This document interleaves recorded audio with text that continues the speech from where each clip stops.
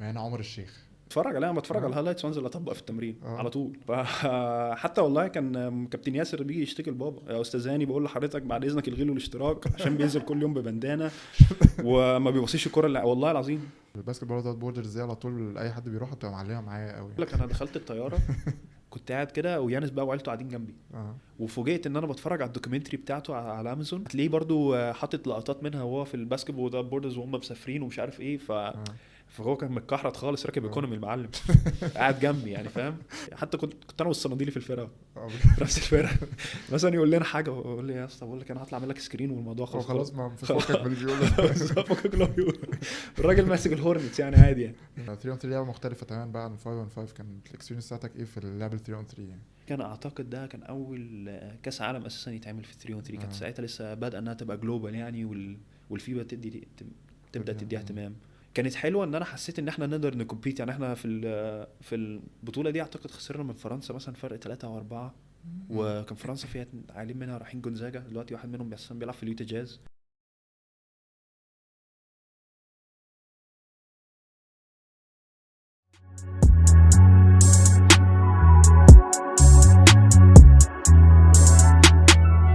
ازيكم عاملين ايه؟ اهلا بيكم في بودكاست جديد من دبل جيم. الاحلام دايما سهله طول ما هي في خيالنا، لكن عشان تحققها لازم تواجه حاجات كتير وتتحدى نفسك قبل اي حاجه تانية. تجربه السفر مش حاجه سهله، لكن ان انت تعافر وتفضل بره وتكون من اللعيبه المصريين المعدودين على الصوابع اللي احترفوا في اوروبا ده اللي صعب. معانا النهارده لاعب بولي لوزان في الموسم اللي فات، ومش عارف لسه هيكون موجود فين السيزون الجاي. معانا عمر الشيخ. ازيك يا عمر؟ عامل ايه؟ ازيك يا ونجم؟ عامل ايه؟ كله كويس الحمد لله، مبسوط جدا ان انا معاكم النهارده. انا مبسوط جدا ان انت معانا النهارده. ويعني حلقة انا بالنسبه لي حلقه مختلفه جدا عشان البروفايل بتاع حد ان هو موجود بره واحترف. ويعني انا قلت من اللعيبه المعدودين على الصوابع علشان احنا عاصم مرعي عمل شغل كويس في اوروبا، واعتقد كان سمير جودة لعب في اليونان كده فتره صغيره. فمش لعيبه كتيره اللي لعبت، بس اللعيبه اللي كملت قليله قوي يعني. تقريبا انت عاصم اللي ممكن تكونوا يعني ان شاء الله هوبفلي ان انت تكمل المسيره دي سواء في اوروبا او في حته تانية. فانا مبسوط جدا ان انت معانا النهارده. والله انا مبسوط جدا، وانا على طول كنت بشوف الكونتنت بتاعكم على انستجرام يعني حاجه. انا مبسوط جدا بالكرياتيفيتي وان انتوا يعني حاطين الجهد ده كله في ان انتوا تبروموتوا الكالتشر بتاعت الباسكت هنا في مصر. فانا مبسوط ان انا ابقى بارت اوف يعني. طيب جاهز؟ عندنا بقى هنبتدي من زمان قوي بقى، ونبتدي نشوف كده. هنخش في مواضيع كتيره يعني. ربنا يستر. يلا بينا. فاحنا كل حلقه كده بيبقى ليها تايتل. احنا التايتل بتاع الحلقه دي كده لما قعدنا نفكر ممكن يكون ايه، قلنا ان هي تبقى كوست تو كوست. انت على طول يعني كده من الفرجه يعني من الفرجه عليك من زمان يعني بحس ان انت حته كوست تو كوست، انت تلم الريباوند وتروح الناحيه التانية، دي حاجه انت مميز فيها يعني. فدي جت منين الحته دي بالذات؟ ان انا عارف ان المدربين ان انت كمان واحد بيلعب ممكن تكون تلعب اربعيه في اوقات كتيره، ان انت تاخد الكره كوست تو كوست دي بالذات ممكن في مصر وانت صغير ممكن تبقى كان فيها مشكله، صح ولا غلط؟ كانت بتبقى كارثه. بس هو الموضوع يعني مينلي بدأ ان انا ما اعرفش من وانا صغير. هو بابايا كان بيلعب كوره. فكنت وانا صغير على طول كان معاه يعني هو بيمرني يعني. فكان بيحط لي كراسي واقعد انط من فوقيها واضرب الكوره بالهيد. فما اعرفش ليه يعني حسيت يعني ان هو المواضيع دي خلت عندي urgency معين ان انا ابقى بص على الكوره رايحه فين واقدر اعمل ريباوند. فانا من صغري وانا ما كنتش عارف ليه، بس انا بدات اترجم الموضوع ده لما كبرت يعني. موضوع يعني انا الحمد لله مميز جدا في الريباوندز يعني throughout my career يعني من ساعه ما انا بدات. فبدات ان انا باخد ريباوند بعد كده بطلع البلاي ميكر كده، بلاي ميكر مزنوق ابتدي اخد دريبلاتين عدى باصي اكمل موشن. بعد كده كلهم مزنوقين ابتديت بقى ان انا مدربين يساعدوني في حلول. بعد كده حسيت انها حاجه اوريدي خلاص بقى الكالتشر بتاعت الاوفنس في this day يعني. it's all about يعني penetration و kick out open threes decision making. فحسيت ان دي حاجه ممكن تميزني وهي حاجه natural. فبدات تمرين تمرين تمرين لحد ما اعرفش يعني بقى حسيت انها it just comes natural يعني. اوكي حلو. طيب احنا في الاول كده انت دلوقتي فتره اجازه، فوانت موجود في مصر دلوقتي بعد سيزن طويل، فاحكي لي ايه اخبار مصر والاكل المصري والحاجات دي، الدنيا ماشيه ازاي؟ كوارث والله. لسه واكل امبارح فطيره يعني بس لا يعني انا بحب الاكل جدا. والحمد لله ما بتخنش. ومعرفش انت زي ما انت كنت شايفين انا كنت بص يعني. اه ف انا يعني اسال احد من صحابي، انا يعني احب الاكل جدا، فانا الفتره دي بالنسبه لي زي فتره نقاهه كده. فاللي هو جاي باكل وبحب اكل ماما جدا، ومعرفش يعني الكلام ده يعني بيوحشني يعني، مم. بيفكرني بحاجات كتيره، فباكل اي حاجه قدامي باكل. اوكي، انا هنيجي للسفر قدام، بس يعني انا عارف اكيد الدنيا قحط بره وانت بقالك فتره بره برضه. مفيش. اه فبس يعني بما اننا في حته الاوف سيزون وكده، ففي ليبرون كان بيتكلم من قريب كده ان هو كانوا بيسالوه انت بتروح الجيم قد ايه في الاوف سيزون، ولما بتبقى واخد اجازه وكده قال لهم افري داي. فانت يعني طبعا يعني بتكلم على ليبرون، فانت بالنسبه لك في الاوف سيزون او حاجه بيبقى عندك في روتين حاجه بتعملها، بيبقى في حاجه معينه بتركز عليها في الاوف سيزون حتى لو فتره اجازه، يعني زي دلوقتي مثلا وانت في مصر؟ مم. انا اول ما بخلص السيزون على طول، احنا خلصنا في تاني اسبوع في ابريل، فهو انا ببقى انا ماشي يعني ليا ناس بتكلم معاهم وكده. فهو عامة بحب ان انا اخد مثلا 3 ويكس اوف او حاجه زي كده، بحيث ان انا ايه، مم. عندي اصابات، عندي كذا حاجه، بحب ان انا اريح الدنيا خالص. بعد كده الشغل بقى بيبدا ان هو، بحس ان هو الجامب اللي فعلا اللعيب ممكن ياخدها بتبقى في السمر، وده انا شفته يعني فيرست هاند اكسبيرينس. ان انا لما بظبط، لما بدي وقت لحاجات كتيره في السمر ان انا اعملها جسمانيا، اهم حاجه انها بتمنع اصابات كتيره في السيزون حتى لما يجي. مم. بحس انها بتفرق جدا. ففي الاول كده بتبقى ان انت بس بعمل مينتنس، بعد كده الورك بيبدا بقى ان شاء الله. وانت في حد بتتكلم، يعني بتقول في حد بتتكلم معاه، في ترينر او حاجه بتشتغل معاه او حاجه ولا ده؟ اه في امريكا عندي الترينر بتاعي من الجامعه، مم. هو كويس جدا، كان بيشتغل في اي ام جي اكاديمي. اوكي، ده من التوب ام جي دي. اه. فهو مم. فاهم جدا يعني، هو مم. يعني علاقتي بيه كويسه جدا. فهو يعني هي انفستد ان مي ا يعني، فعلى طول اوكي. بنتكلم. حتى لما انا كنت في مم. سويسرا، كنت منفض لمدرب الفتنس هناك، كنت بتكلم معاه على طول يعني. فهو ظابطني جدا يعني، فده بتكلم معاه. وبحاول برضو ان انا اجمع ريسيرش على قد ما اقدر بقى في النيوتريشن والحاجات التانية دي. مم. عشان برضو ايه يعني، كل حاجه زي ما انت عارف كل حاجه بتمشي مع بعضيها يعني. صح صح. طيب خلينا نرجع بقى كده لورا لأيام الطفولة بقى. انت بتقولي ان هو كان بيلعب كورة، مم. فطيب موضوع الباسكت جه ازاي اصلا من الاول خالص؟ هو انا موضوع الباسكت، آم، والله ما اعرفش. انا كنت بلعب ووتر بولو في النادي. مم. وبعد كده جت فتره اللي هي زي ما انت صغير كده ايه بتجرب حاجات كتيره. اه. فمعرفش دخلت مدارس فرقه الباسكت مثلا وانا عندي 9 سنين او 10 سنين. ومعرفش يعني I just developed the love for the game يعني. حسيت ان انا يعني على طول مبسوط، مش عايز اطلع من الصاله. اصحابي كلهم بقوا في صاله الباسكت. مم. قعدتي خلاص بقى، الناس اللي بتعرف النادي الاهلي قعدتي بقى خلاص عند ليف ان. مم. معرفش خلاص يعني، حسيت ان انا مجذوب جدا للكالتشر بتاعه الباسكت. مم. بس فانا فضلت كل حاجه تانية وفضلت مركز في الباسكت يعني. فانت كان ووتر بولو يعني بقى ده اللي كان قبل الباسكت، وبعد كده هو الباسكت ده ولا جربت حاجات تانية برضو؟ لا وانا صغير يعني، وانا صغير خالص كانت شويه تنس شويه ووتر بولو. بس بابا كان بيمرني كوره يعني مم. على السايد يعني. بس اول ما دخلت الباسكت طب خلاص وليه يعني. ما لعبتش كورة؟ يعني على طول كده بيبقى الأهالي بيحبوا عيالهم يبقوا بيلعبوا الرياضة بتاعتهم كده، ما حبيتش انت الكورة؟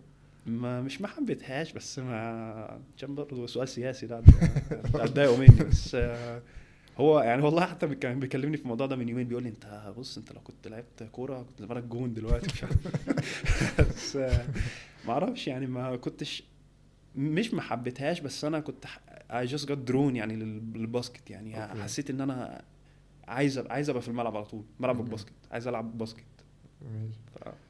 طيب وانت فترة الناشئين اول مرة كده حسيت ان هو لا انا الموضوع ده ممكن يبقى بروفيشنال، يعني اكمل فيه، يعني مش بس ان انت زي ما بتقول انت اول ما ابتديت حسيت ان انت حابب الباسكت وحابب ان انت تكون موجود، بس امتى اول مرة حسيت ان انت لا انا الموضوع ده ممكن يبقى كارير وممكن اكمل فيه يعني؟ اعتقد مرتبط ان انا حسيت ان انا ان انا مثلا بدات ابص للناس في الدرجه الاولى، وحطيت لنفسي تارجت ان انا العب بروفيشنال يعني. اعتقد في المرتبط. بس من قبل كده انا كان عندي عامه الدرايف ان انا يعني اكمبيت في الفرقه واحاول ابقى كويس ومن احسن الناس وكده. مم. بس يعني الدرايف كان موجود على طول، بس ان انا احط ان هو يبقى كريم بالنسبه لي اعتقد فتره المرتبط. اوكي. طيب وفاكر ماتش مثلا في الناشئين كده كان، يعني عامة انت تقريبا 98 صح؟ امم فمين في الجيل بتاعك مثلا كان جامد مثلا قوي في الناشئين، وفاكر حاجة مثلا ماتش كده ضده؟ ماتش لينا كلنا ولا؟ في الناشئين، انت في الناشئين. انا افتكر اول ماتش مثلا، يعني انا اول ماتش لعبته كويس وحسيت ان انا فعلا انا كويس في اللعبه دي، كان ماتش في الزهور. كان معانا كابتن ياسر عبد الفتاح. مم. طبعا يعني مهما يعني قلت فيه الراجل ده، يعني هو اللي حطني على الخريطه، مم. وبحاول اوصل له الايام دي وعلى طول بشكر فيه. ان هو يعني هو اداني الفرصه من اول خالص، هو اللي خدني من المدارس وحطني في الفرقه. ده كان ساعتها كنا في الميني. مم. فلعبت ماتش الزور ده احنا خسرنا من الزور، بس انا لعبت ماتش كويس جدا. وحتى جالي كابتن حنفي هيكل بعد الماتش، وجال بابا وقال له يعني ده هيبقى كويس ويعني وراح للفرقه وقال لهم يعني انتوا كنتوا خسرانين ومش عارف ايه، بس لازم تشوفوا ان انتوا لازم تقاتلوا على طول على المكسب وكده. وكان مم. قال لي يعني ان انا لعبت كويس وكده. فده حسيت يعني ده كان ماتش انا لعبت كويس، حسيت ان انا لعبت كويس. ماتش تاني برضه افكر فيه، ان احنا كنا جيلنا يعني اب اند داون لما كنا بنلعب 8 9. كان لعبنا ماتش اول بطوله خدها كانت بطوله القاهره مم. في المرتبط، في سنه المرتبط. حتى كان معايا محمد رافت مارسيلو، اه طبعا. عارفه. ويعني في الماتش ده جاب مثلا 9 تلاتات او 8 تلاتات. مم. ولعبنا كلنا حلو في الماتش ده. فده كانت دي كانت اول بطوله بقى، فالموضوع فاهم، اوكي. الموضوع ذكرى غاليه يعني. اه. فدول الماتشين اللي اقدر افكر فيهم يعني من البدايات قوي يعني. اوكي. طيب، بعد اذن الانتاج بس ممكن في فيديو كده، يعني الفيديو ده اه ايوه ده بعد اذنك. فده كان بطولة، كان الكلام ده كان بعد غياب الاهلي عن بطولة الدوري في 2011. فاكر حاجة زي كده وانت صغير؟ شفت مثلا الفيرست تيم كسبوا كده، حسيت ان انت عايز تبقى، شفت نفسك مع الفيرست تيم مثلا او حاجة ولا؟ طبعا دي انا فاكر دي كان مع كابتن اشرف توفيق، وحتى البوب كان لسه راجع اه. من المانيا. كنا بنتفرج عليهم طبعا. احنا كنا يعني من كتر ما احنا كنا قاعدين في النادي كنا على طول بنروح مثلا نخش الصاله بس نتفرج على تمارينهم. انا فاكر حتى المحترفين بتوعهم امير رزيق. مم. آه يعني فاكر الفرقه دي كلها. مم. بس يعني انت تشوفهم وتشوف الانجاز. حتى كان ساعتها الجماهير بتخش الصاله ماتشات وكده، لا يعني دنيا تانية خالص. وتحس ان انت عايز ان انت تبقى موجود في الملعب، عايز الاتموسفير ده، عايز تبقى حاجه زيهم. ان انت بتبص للناس دي، طبعا هما الجيل ده يعني جيل جامد جدا. مم. وانا كان في تارجت من التارجتات بتاعتي، انا كان عندي زي نوتة كده بكتب فيها شويه حاجات اوكي. وانا صغير. وكان في تارجت منهم ان انا يعني ابقى مثلا مع كابتن ابراهيم الجمال وكابتن طارق غنام في تمرين. والحمد لله اتحققت يعني لما انا اتصعدت في فيرست تيم. بس ان انا اتمرن معاهم. مم. ف فدي كانت يعني انا بشوف الحاجات دي وتحس ان انت تبقى عايز تبقى معاهم طبعا. طب ايه الحلو موضوع النوت دي؟ كنت يعني كان ايه احلامك انت وقتها؟ يعني احكي لي كده، كنت بتكتب في فيها حاجات ايه؟ طبعا كلاسيفايد بس بس يعني حاجه من الحاجات انا حاجه من الحاجات اللي مثلا انا كنت اتصعد في الستيم ان انا اخد بطوله. كان مم. نفسي اقف في بطوله الجمهوريه، الحمد مم. لله خدتها في السنه اللي قبل ما اسافر فيها على طول. انا مم. كنت حتى مخلص كل حاجه في السفر مم. وخلاص وهلعب النهائيات، وبعد كده كنت هقعد شويه بعد كده اسافر. مم. فسبحان الله يعني خدنا البطوله دي، بطوله مم. الجمهوريه. كان نفسي فيها قوي. مم. كان نفسي ان انا العب مع المنتخب، الحمد لله اتحققت. مم. كذا حاجه يعني كذا حاجه ان ده من وانا صغير يعني كنت وانت بفكر كان فيه. من وانت صغير كان ان انت تسافر وتلعب بره وكده، ده كان حاجة من احلامك؟ يعني ده من الميني باسكت. وحتى يعني كانت عامله لي مشاكل كتير. ازاي؟ يعني هو ساعتها كان لسه الموضوع بادئ. كان ساعتها قناه الجزيره حتى مش بي ان. فكان في قناه الجزيره بتاعه الام بي اي. ايوه. ف كان عندنا اشتراك القناه. فكنت على طول انا 24 ساعه في البيت بتفرج على القناه دي. محدش بيتفرج على مسلسلات افلام فيش، انا قاعد قدام التلفزيون. وكنت بقى موهوم بقى. كنت ساعتها بقى كنت قاعد اتفرج على هايلايتس لالين ايفرسون وليبرون بقى. كان ساعتها لسه دي كان ساعتها بقى 2011 2012. فكان كان ليبرون ليبرون في بقى البرايم طايح في بقى. الخلق كلهم. ده ف ميامي، وقت ميامي ده. اه اه. وحتى كنت مسمي نفسي على تويتر ليبرون شيخ. يعني بص، لا انا يعني انت تسال اي حد، لا انا وول بيبرز ليبرون وبلبس رقم طب ما 6 حتة الكوست كوست دي وكده، ما من ليبرون بقى. بتفرج عليها. بتفرج على اه. الهايلايتس وانزل اطبق في التمرين اه. على طول. اوكي. فحتى والله كان كابتن ياسر بيجي يشتكي لبابا: يا استاذ هاني، بقول لحضرتك بعد اذنك الغي له الاشتراك عشان بينزل كل يوم ببندانه وما بيبصيش الكوره والله العظيم. طب ما ليبرون بيباص يا عم. ما انا كنت بتفرج على الهايلايتس بس عشان ماتش كوره ما عنديش صبر والله كنت عامل مشاكل، كان بيكلم بابا يشتكي له وبعد اذنك ما تفرجهوش، ده مش باسكت، ينزل يروح يتفرج على كابتن اشرف توفيق ومش عارف ايه. فكان بابا: يا ابني مش عارف ايه، هدي ادينا شويه تلبسش السليف النهارده ومش عارف ايه. استنى انت التمرينتين بس. اه فيعني يعني من زمان انا كنت كاتب الموضوع ده يعني، والحمد لله برضه يعني واجه كده يعني ربنا سهله يعني. طيب ما شاء الله. طيب يعني انت الان بايه بقى؟ انت ليبرون يعني. انت من الناس، اصل في ناس يا اما بتشجع فرقه يا اما بتشجع لعيب كده وتبقوا ماشيين وراه، فانت ليبرون ومعاه في اي حته بقى، صح؟ اي حته اروح فيها. طيب يعني معلش بقى الليكرز. لا والله خلاص كتر خيره يعني، الراجل هيعمل ايه يعني؟ هيعمل ايه؟ 39 سنه خلاص، ده على المعاش. طيب خلاص كده احنا كده خلصنا فقرة الناشئين. نخش بقى على اللي هو بقى المنتخب الناشئين بقى والحتة دي، يعني دي كده بالنسبة لي. بس لا، خلينا في حتة كده عايز اسألها لك قبلها. انت اتصعدت، بتقولي ان انت اتصعدت فيرست تيم، فاتصعدت فيرست تيم ده كان امتى؟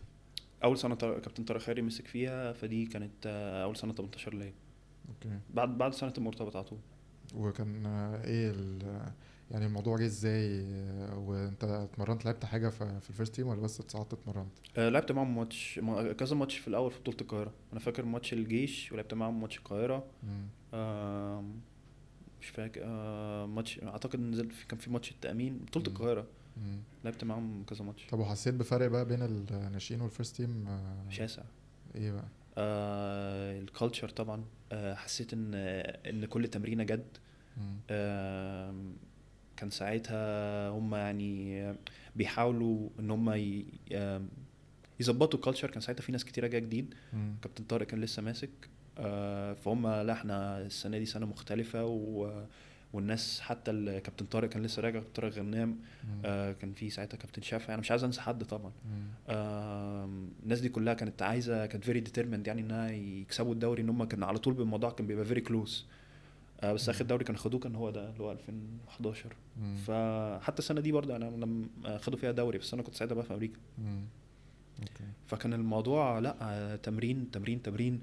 في تمارين فتنس طبعا، الكلام ده كان كله جديد عليا بقى. تمارين الفتنس، احنا بنتمرن صبح وبالليل، بننزل نشوط الصبح. انا كنت بنزل طبعا اشوط الصبح كده مع اصحابي، بس انا انزل اشوط بقى مثلا مع كابتن ابراهيم ابو خضره او جيمي، مع كابتن اسلام علي كان بينزلنا. موضوع مختلف طبعا، بشوط في سيتويشنز يعني. لا يعني كان ده بقى كان اللعيبه الكبيره هي اللي كانت بقى بتقول لك تعالى كده نشوط او مثلا، ولا ده كان مثلا الكوتش هو اللي بيقول لا تعالى عايز عمر الشيخ يشوط مع كذا؟ يعني كان الموضوع بيجي ازاي؟ اعتقد هم يعني هو كان بيدينا سلوت الصبح، وهم يعني بيظبطوا مع نفسهم يعني مين هيجي مع مين او كذا، او انت بتبقى عارف يعني هم انت تيجي في الوقت ده هتلاقي ناس في الملعب كده كده. اوكي. فكنت بتروح في الوقت ده، بعد كده تنزل بقى البسين مش عارف ايه. طيب قول لي عمر، انت كنت بتتكلم معايا ان والدك ليه خلفيه في الرياضه وكده، فقول لي هل كان اهلك بيدعموك في حته الرياضه وكده، ولا كان بياخدوا الموضوع تضييع وقت، اهم حاجه المذاكره وكده وبعدين الرياضه دي رقم 2؟ يعني قولي الموضوع كان عندك في البيت عامل ازاي؟ لا الحمد لله طبعا اهلي يعني ليهم فضل كبير قوي عليا، وطبعا دعموني كتير جدا وساعدوني في حاجات كتير جدا، ولسه لحد دلوقتي بيساعدوني. و... واعتقد يعني ان هي كانت حاجه حلوه جدا ان انا يعني انا برضو عندي اخويا واختي اكبر مني، فهم بيساعدوني. هم كانوا زي جونيور بيرنت كده، ان هم اكبر مني ب10 سنين. فلو في حاجه مش هقدر اقولها لبابا مثلا اقول لاخويا او اختي يعني. بس لا على طول يعني الدعم مش طبيعي. وبابايا يعني كونه ان هو جاي من خلفيه رياضيه، فهو على طول عنده ان هو اللي هو موضوع ان هو يبوش لا احسن في اكتر، لا احنا المفروض نتمرن زياده يعني. مع انه يعني كان لسه ساعتها برضو بيستشعر الباسكت ماشيه ازاي. بس لا يعني اللي هو حته البوش دي، انا في الاول كنت حاسس ان هو اولاد المدربين فارقين عن باقي الناس قوي، فما كنتش بعرف ليه. بس هو عشان بابا فاهم باسكت او مامته فاهمه باسكت، فاعمل كذا اتمرن كذا، لا هننزل اتمرن مش عارف ايه. فانا يعني لو بابايا ما كانش عامل معايا كده او ساعدني في المواضيع دي، انا ما كنتش عارف اعملها لوحدي. اوكي. فدي كانت حاجه انا حاسس ان هو لسه يعني اشكره عليها لحد دلوقتي يعني. مم. طيب حلو قوي. طيب عايز اسالك دلوقتي، انت بتلعب في مركز 3 و4، مم. فهل انت شايف ان انت في، يعني برضو اعتقد في عامة بشكل عام، بس دلوقتي الموضوع بقى الباسكت بقى بوزيشنلس برضو شوية، مبقاش زي زمان. مم. يعني حتى في الام بي بتشوف واحد زي ومبانياما ده بيطلع بالملعب وفاهم حاجة غريبة مش يعني طبيعي. جدا. بس انت شايف نفسك ان البوزيشن اللي انت بتلعب فيه ده هو ده ال- اللي انت لو عندك اختيار تلعب في بوزيشن هو ده، ولا انت شايف ان انت عندك تالنتس اكبر ان انت ممكن تلعب مثلا بوينت فورورد زي ما بنشوف ليبرون مثلا، او حاجه مم. حاجه كده يعني؟ لو انا المين بوزيشن بتاعي حتى من وانا في الجامعه يعني لما عملوا لي ريكروتنج انا بوينت فورورد. مم. واول ما رحت المدرب بتاعي في الهاي سكول هو كان يعني بيج عن الموضوع ان انت يعني انت جاي من بلد تانية لسه مش فاهم الكالتشر، فاحنا عايزين حاجه تميزك. مم. فهو كان شاف ان انا عندي بوتنشال في حاجات معينه زي الكوست تو كوست، وان انا اهندل الكوره والكلام ده، فكان على طول بيمرني فيها مم. عشان ابقى مميز في حاجه. إن أنا الحمد لله طويل مم. واقدر اعمل كذا حاجه، فهو لا انت خليك في كده. فهو الموضوع بيساعد كله يعني. فانا حسيت ان انا لما هو حطني في بوزيشن ان انا ابقى بوينت فورورد اقدر العب 3 4 ساعات، كنت بلعب خمسة مم. ساعات ببقى جارد عادي، في ناس بتلعب بجاردين ممكن مم. يحطني في جارد عادي. فالموضوع ده يعني فتح لي ابواب كتير يعني. اوكي. طيب وانت شاركت في بطولة 3 على 3 في المجر، مم. ودخلت الدانك كونتست. ف فاحكي لنا كده عن الدانك كونتست دي، انت كنت صغير جدا يعني وقتها والله يعني ما اعرفش هي جت كده، بس انا عايز اقول لك انا كنت مرعوب يعني وانا بنط من فوق البتاعه دي. طبعا انت بص يعني انا ايه يعني لا والله هي جت ان انا كنا بنلعب، فكنت مسافر، كان ساعتها عمر عطيه ويوسف وعبده غالبا. فكان في الدان كونتست. بقول لك يا شيخ خش الدان كونتست يا اه جدعان. بلاش يا جدعان احط دبل هاند بالعافيه لسه يعني. كنت بنط بس يعني الموضوع فاهم. اه لا خش ومش عارف ايه. كابتن مصطفى خضر كان هناك. بص انا حطيت لك اسمك خلاص احنا مم. داخلين. مم. طب هنعمل ايه؟ طيب اخش احط وان هاند يعني. اه لا خلاص احنا داخلين. بص هتنط من فوق يعني. هم ظبطوا لي ما هتنط من فوق اليافطه تاني واحده انا هعلقها لك ومش عارف ايه اه ومشي. فانت حتى ما كنتش محضر لحاجه، هو ولا اتمرنت هو كده في وقتها لا هو كابتن مصطفى قال لي اه. بص احنا انت هتنط من فوق اليافطه تاني واحده انا هعلق لك الكوره. قلت له خلاص تمام توكلنا على الله. بس حلوه يعني اكسبيرينس حلوه. بس اه طبعا بقى ها حلوه اه طلعت بيها. اه بس لا طبعا بقى كان لسه في ناس بقى تانية مثلا بتنط من فوق كراسي بقى وينط تاتش البورد عامل 360 وحاططها. مم. فقلت خلاص كده تمام احنا ايه اوكي. عملنا 2 تراي حلوين اهو. طيب وفي السن الصغير ده، هل 3 on 3 هي 3 on 3 لعبه مختلفه تماما بقى عن 5 on 5؟ كانت الاكسبيرينس بتاعتك ايه في اللعب 3 on 3 يعني؟ هي دي كان اعتقد ده كان اول كاس عالم اساسا يتعمل في 3 on 3. كانت اه ساعتها لسه بادئه انها تبقى جلوبال يعني والفيبا تبدا تديها مم. اهتمام. بس كانت حلوه ان انا حسيت ان احنا نقدر نكمبيت يعني. احنا في البطوله دي اعتقد خسرنا من فرنسا مثلا فرق 3 و4. مم. وكان فرنسا فيها عالم منها رايحين جونزاجا دلوقتي، واحد منهم اصلا بيلعب في اليوتا جاز. اه امريكا كانت خسرت ماتش. شدينا مع ليتوانيا كسبنا ليتوانيا مم. اعتقد. يعني حسيت ان هو ايه يعني في ساعتها يعني انت دي اول انترناشونال اكسبيرينس ليا كانت. مم. فان انت تشد مع فرق اوروبيه وتكسب واحده وباسامي وكده، فحسيت لا يعني مم. موضوع لذيذه يعني. ان اه هي زي ما بقول لك كده الماتش في الملعب على طول. مم. فحسيتها لذيذه يعني. ب... يعني تعالى نقف كده عند كاس عالم الناشئين في 2017. فاحكي لنا عن التجربة دي بتاعت كاس عالم الناشئين، والموضوع جالك ازاي ان انت تروح كاس العالم وكده؟ صراحه كانت اكسبيرينس هايله جدا. وحلوه قوي انها بالذات كانت معموله في مصر. مم. الموضوع جه لما انا كنت ساعتها لسه دي كانت ماي سينيور يير في امريكا فانت كنت سافرت اوريدي؟ انا كنت اه ساعتها سينيور، كان بقالي مثلا 3 سنين او حاجه في امريكا. مم. وكنت لسه عامل كوميت للجامعه. كنت رحت فيرفيلد. مم. كان ساعتها كابتن طارق خيري طبعا كان عارف ان هو مساعدني مم. الفيرست تيم قبليها. ان هم مسافرين افريقيا اكشلي السمر اللي قبل دي. مم. وانا خلاص اتحطيت في القايمه واتحجز لي تذاكر سفر. مم. وجاي راجع المديره بتاعه المدرسه قالت لهم هو مش هيرجع. مم. يعني هي لوحدها كده حتى ما رجعتليش ولا رجعت لبابايا ولا حاجه. هو مش اوكي. مسافر. بعتت ايميل للاتحاد اه ليه ومش عارف ايه. قالت لهم قالت لي بص انت مش هتسافر غير لما تكون جالك اوفرز. انا كنت ساعتها لسه مخلص الجونيور يير بتاعتي. مم. ان هي كانت خايفه عليا يعني، بس هي مش مستوعبه الحجم يعني بتاع راح يلعب في المنتخب وكده. لا يعني he needs to get هم في scholarship امريكا ما first. عندهمش education قوي في الحته دي يعني. بحس ان هم الانترناشونال كومبيتيشنز والحاجات دي ما مم. بتبقاش فارقه لهم قوي زي ما بتبقى فارقه لك هنا، صح؟ طبعا. وهم آه. بقى يعني الموضوع بالنسبه لهم بقى هم عارفين الكالتشر بتاعت الجامعه كبيره ازاي، ويعني how يعني it's actually very hard to get like ان انت يبقى عندك scholarship يعني. فهم لا انت لازم تجيلك scholarship لو تمشي. فعرفتش اروح في كان ساعتها بيلعبوا البطوله الافريقيه دي في رواندا، فما روحتش. بعد كده تاني سنه بقى على طول كلموني، وكان ساعتها كوتش اورينجا كان برضو بعت لي، كان بيتفرج على الماتشات وكده، ونزلت. فاكر ان انا نزلت على طول مثلا نزلت من المطار، خلصت جراديويشن، نزلت المطار، رحت المركز الاولمبي، اتمرنت معاهم تمرينتين، تاني يوم سافرنا اسبانيا. انا نزلت وخدوا مني يعني، كان في حد مستنيني في المطار، خد مني باسبور وراح ودى سفاره اسبانيا عشان يخلص الموضوع الفيزا. خلص بسرعه قوي يعني. ف يعني دخلت كده في الموضوع على طول يعني. وبس ومعظم الناس يعني في الفرقه انا في اللي لعبت معاهم ولعبت ضدهم اصحابي، فالتأقلم كان سهل يعني. رحنا معسكر اسبانيا، بعد كده رجعنا هنا برضه عسكرنا تاني، بعد كده دخلنا كاس العالم. وطبعا اكسبيرينس هايله مش طبيعيه. انا عايز اقول لك اول ماتش لما كنا بنلعب بورتوريكو انا عمري ما هنسى اللحظه دي.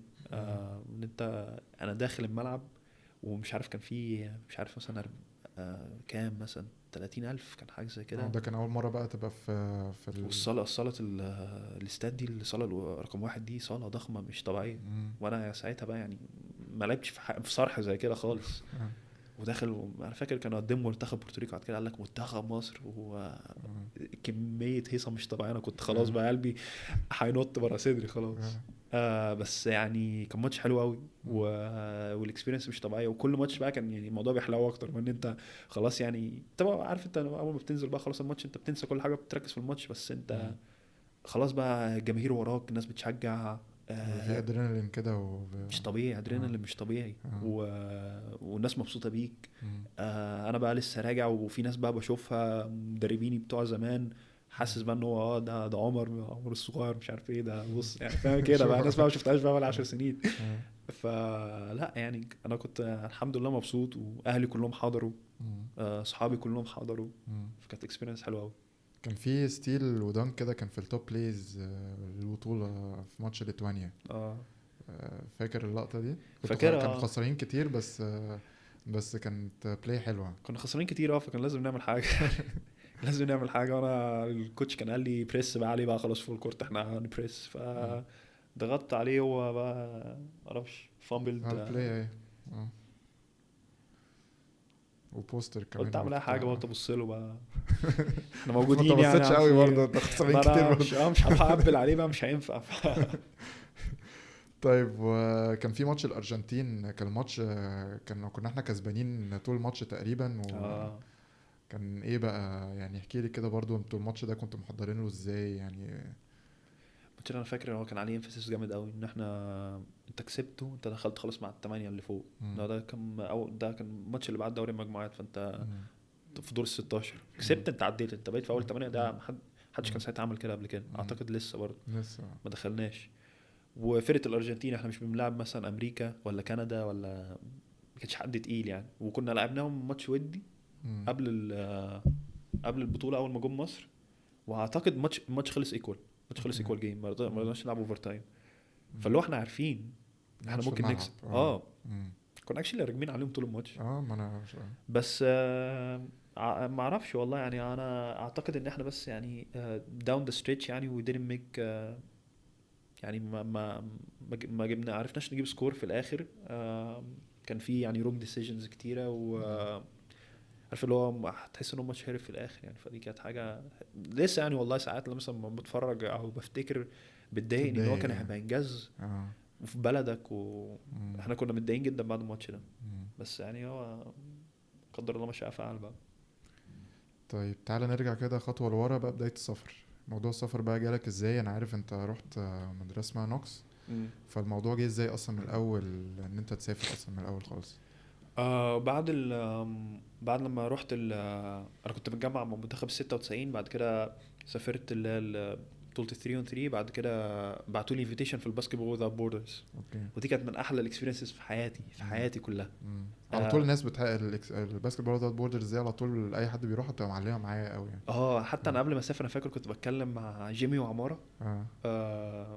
فبيقولوا لي بص انت هتروح هناك انت هتعيش احلام حياتك كده، مش للدرجه دي لا، بس تعيش احلى من حياتك. وحظي ان ساعتها كانوا اول مره كان كريس بول جاي، وجاي معاه كانت هتبقى الفرقه هيلعبوا اول فرقه معموله بيزيكلي يعني من اول افريكا. كان مثلا الولدنج الكابتن، وجايبين نيكولا باتوم، بيومبو، كان جويل امبيد هناك، يانس. انا في الطياره، احنا داخلين في الطياره عادي في الايكونومي. بس انت بقى يعني اللعيبه دي كانت صغيره، انت مش عارف بقى اللعيبه دي كلها لسه صح؟ انا كنت عارف الاسامي دي بقى، انا كنت بتفرج كتير بقى وكده. كنت ساعتها بقى عايز اللي هو يعني متابع بقى قوي. يعني ده كان سنه كام ده؟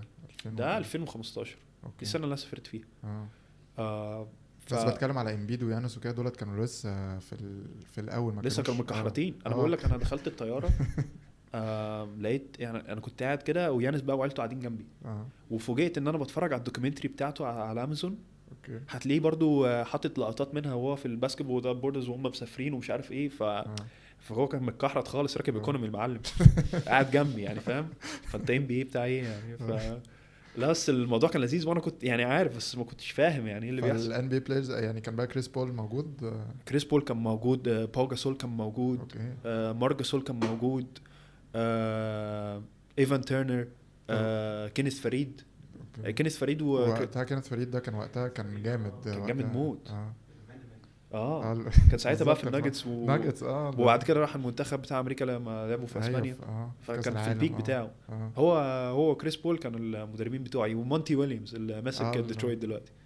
هم دول كانوا مدربين بتوع الفرقه بتاعتي. طب وايه الفكره يعني يعني احكي لك حاجه. مثلا كان عمرو الجندي جالنا زمان قبل كده. كان بيقول انه فايك كريس بوش في البتاع، والكامب كله هيص وبتاع. بيقول لك بعدها ما حدش شاف حاجه، بلوكات للناس كلها. كان بيهزر وبتاع. وبعد كده يعني كان في الكامب ده عمرو الجندي اخد ام في بي للكامب. وكان في ديرك نوفيتسكي، وقال لنا كان في كريس بوش. هو كان ديرك نوفيتسكي او كريس بوش بقى قفل بقى قفش عليهم بعد البتاع دي. عندك حاجه في قصه حاجه كده ميموربل يعني؟ كان في قصه ان انا احنا الفرقه بتاعتي I made all star team. وبعد كده الفرقه بتاعتي كنا وصلنا ان هم بيلعبوا زي كومبيتيشن زي ليج. المدربين بيعملوا درافت وكده. وانا فاكر حتى كان مونتي ويليامز والمدرب اسمه ايه اللي كان ماسك باكس لسه مخلص مع الباكس اللي هو الابيضاني. ايوه. ما اعرفش ليه سبحان الله كان في الاول خالص كانوا حاطيننا في دريلز.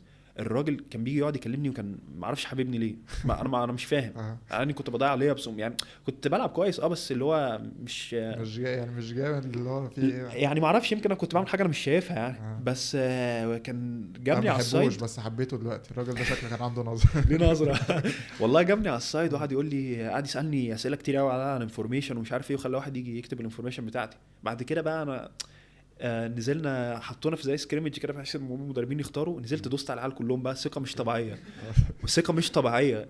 ف يعني كنت ساعتها بقى انا حسيت ان انا فعلا بلعب احلى باسكت في حياتي. ما بعرفش ليه. وحتى المدرب برضو ده قبل ما بيعملوا لنا درافت، المدرب زي اللي هم الناس اللي بيوركوا الكامب ده، قال لي بص يور ذا بوينت جارد. قلت له بس خلاص خلصان. هورنز بقى تعالى لي الماتش كان كله كده. بس لا لعبت حلو قوي الحمد لله. بعد كده مونتي ويليامز عمل لي درافت. فالمهم يعني حتى كنت انا والصناديلي في الفرقه في نفس الفرقه. مثلا يقول لنا حاجه ويقول لي يا اسطى بقول لك انا هطلع اعمل لك سكرين والموضوع خلاص ما فكك من اللي بيقوله. فكك اللي بيقوله. الراجل ماسك الهورنتس يعني عادي يعني. ف وصلنا للفاينل. وكان ساعتها اخو يانس بيلعب في الفرقه اللي هو كوستس، بيلعب دلوقتي هو في باناثينايكوس. ايوه ده الكويس التاني مش تناسس التعبان ده اللي مش عارف بيلعب وسط. هو كده وسطه كده. بس وصلنا الفاينلز. في الجيم ده كان تايت يعني. اعتقد كان السيمي فاينل. فالماتش كان رايح جاي والناس كلها بدأت تتفرج. ان هم كانوا ملعبين. الماتش الاولاني خلص فالماتش بتاعنا شغال. فانت لك ان تتخيل بقى يعني انا بالنسبه لي بقى طبعا لعيبه الام بي كلهم بيتفرجوا. يانس اخوه بيجيب باسكت عمال بيتنطط بره الملعب. كريس بول تعالى بقول لك ايه اعمل كذا كذا كذا.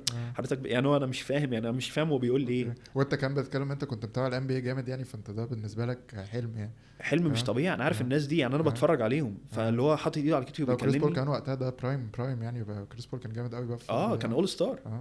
يعني هو ستيل هو جامد، بس يعني ساعتها بقى لا كان هو يعني هو ويزبروك مثلا هم دولت التوب بوينت جاردز، بالظبط وديريك روز بقى بالظبط آه. فانا مش متخيل ان هو حاطط ايده على كتفي ويكلمني يعني. آه.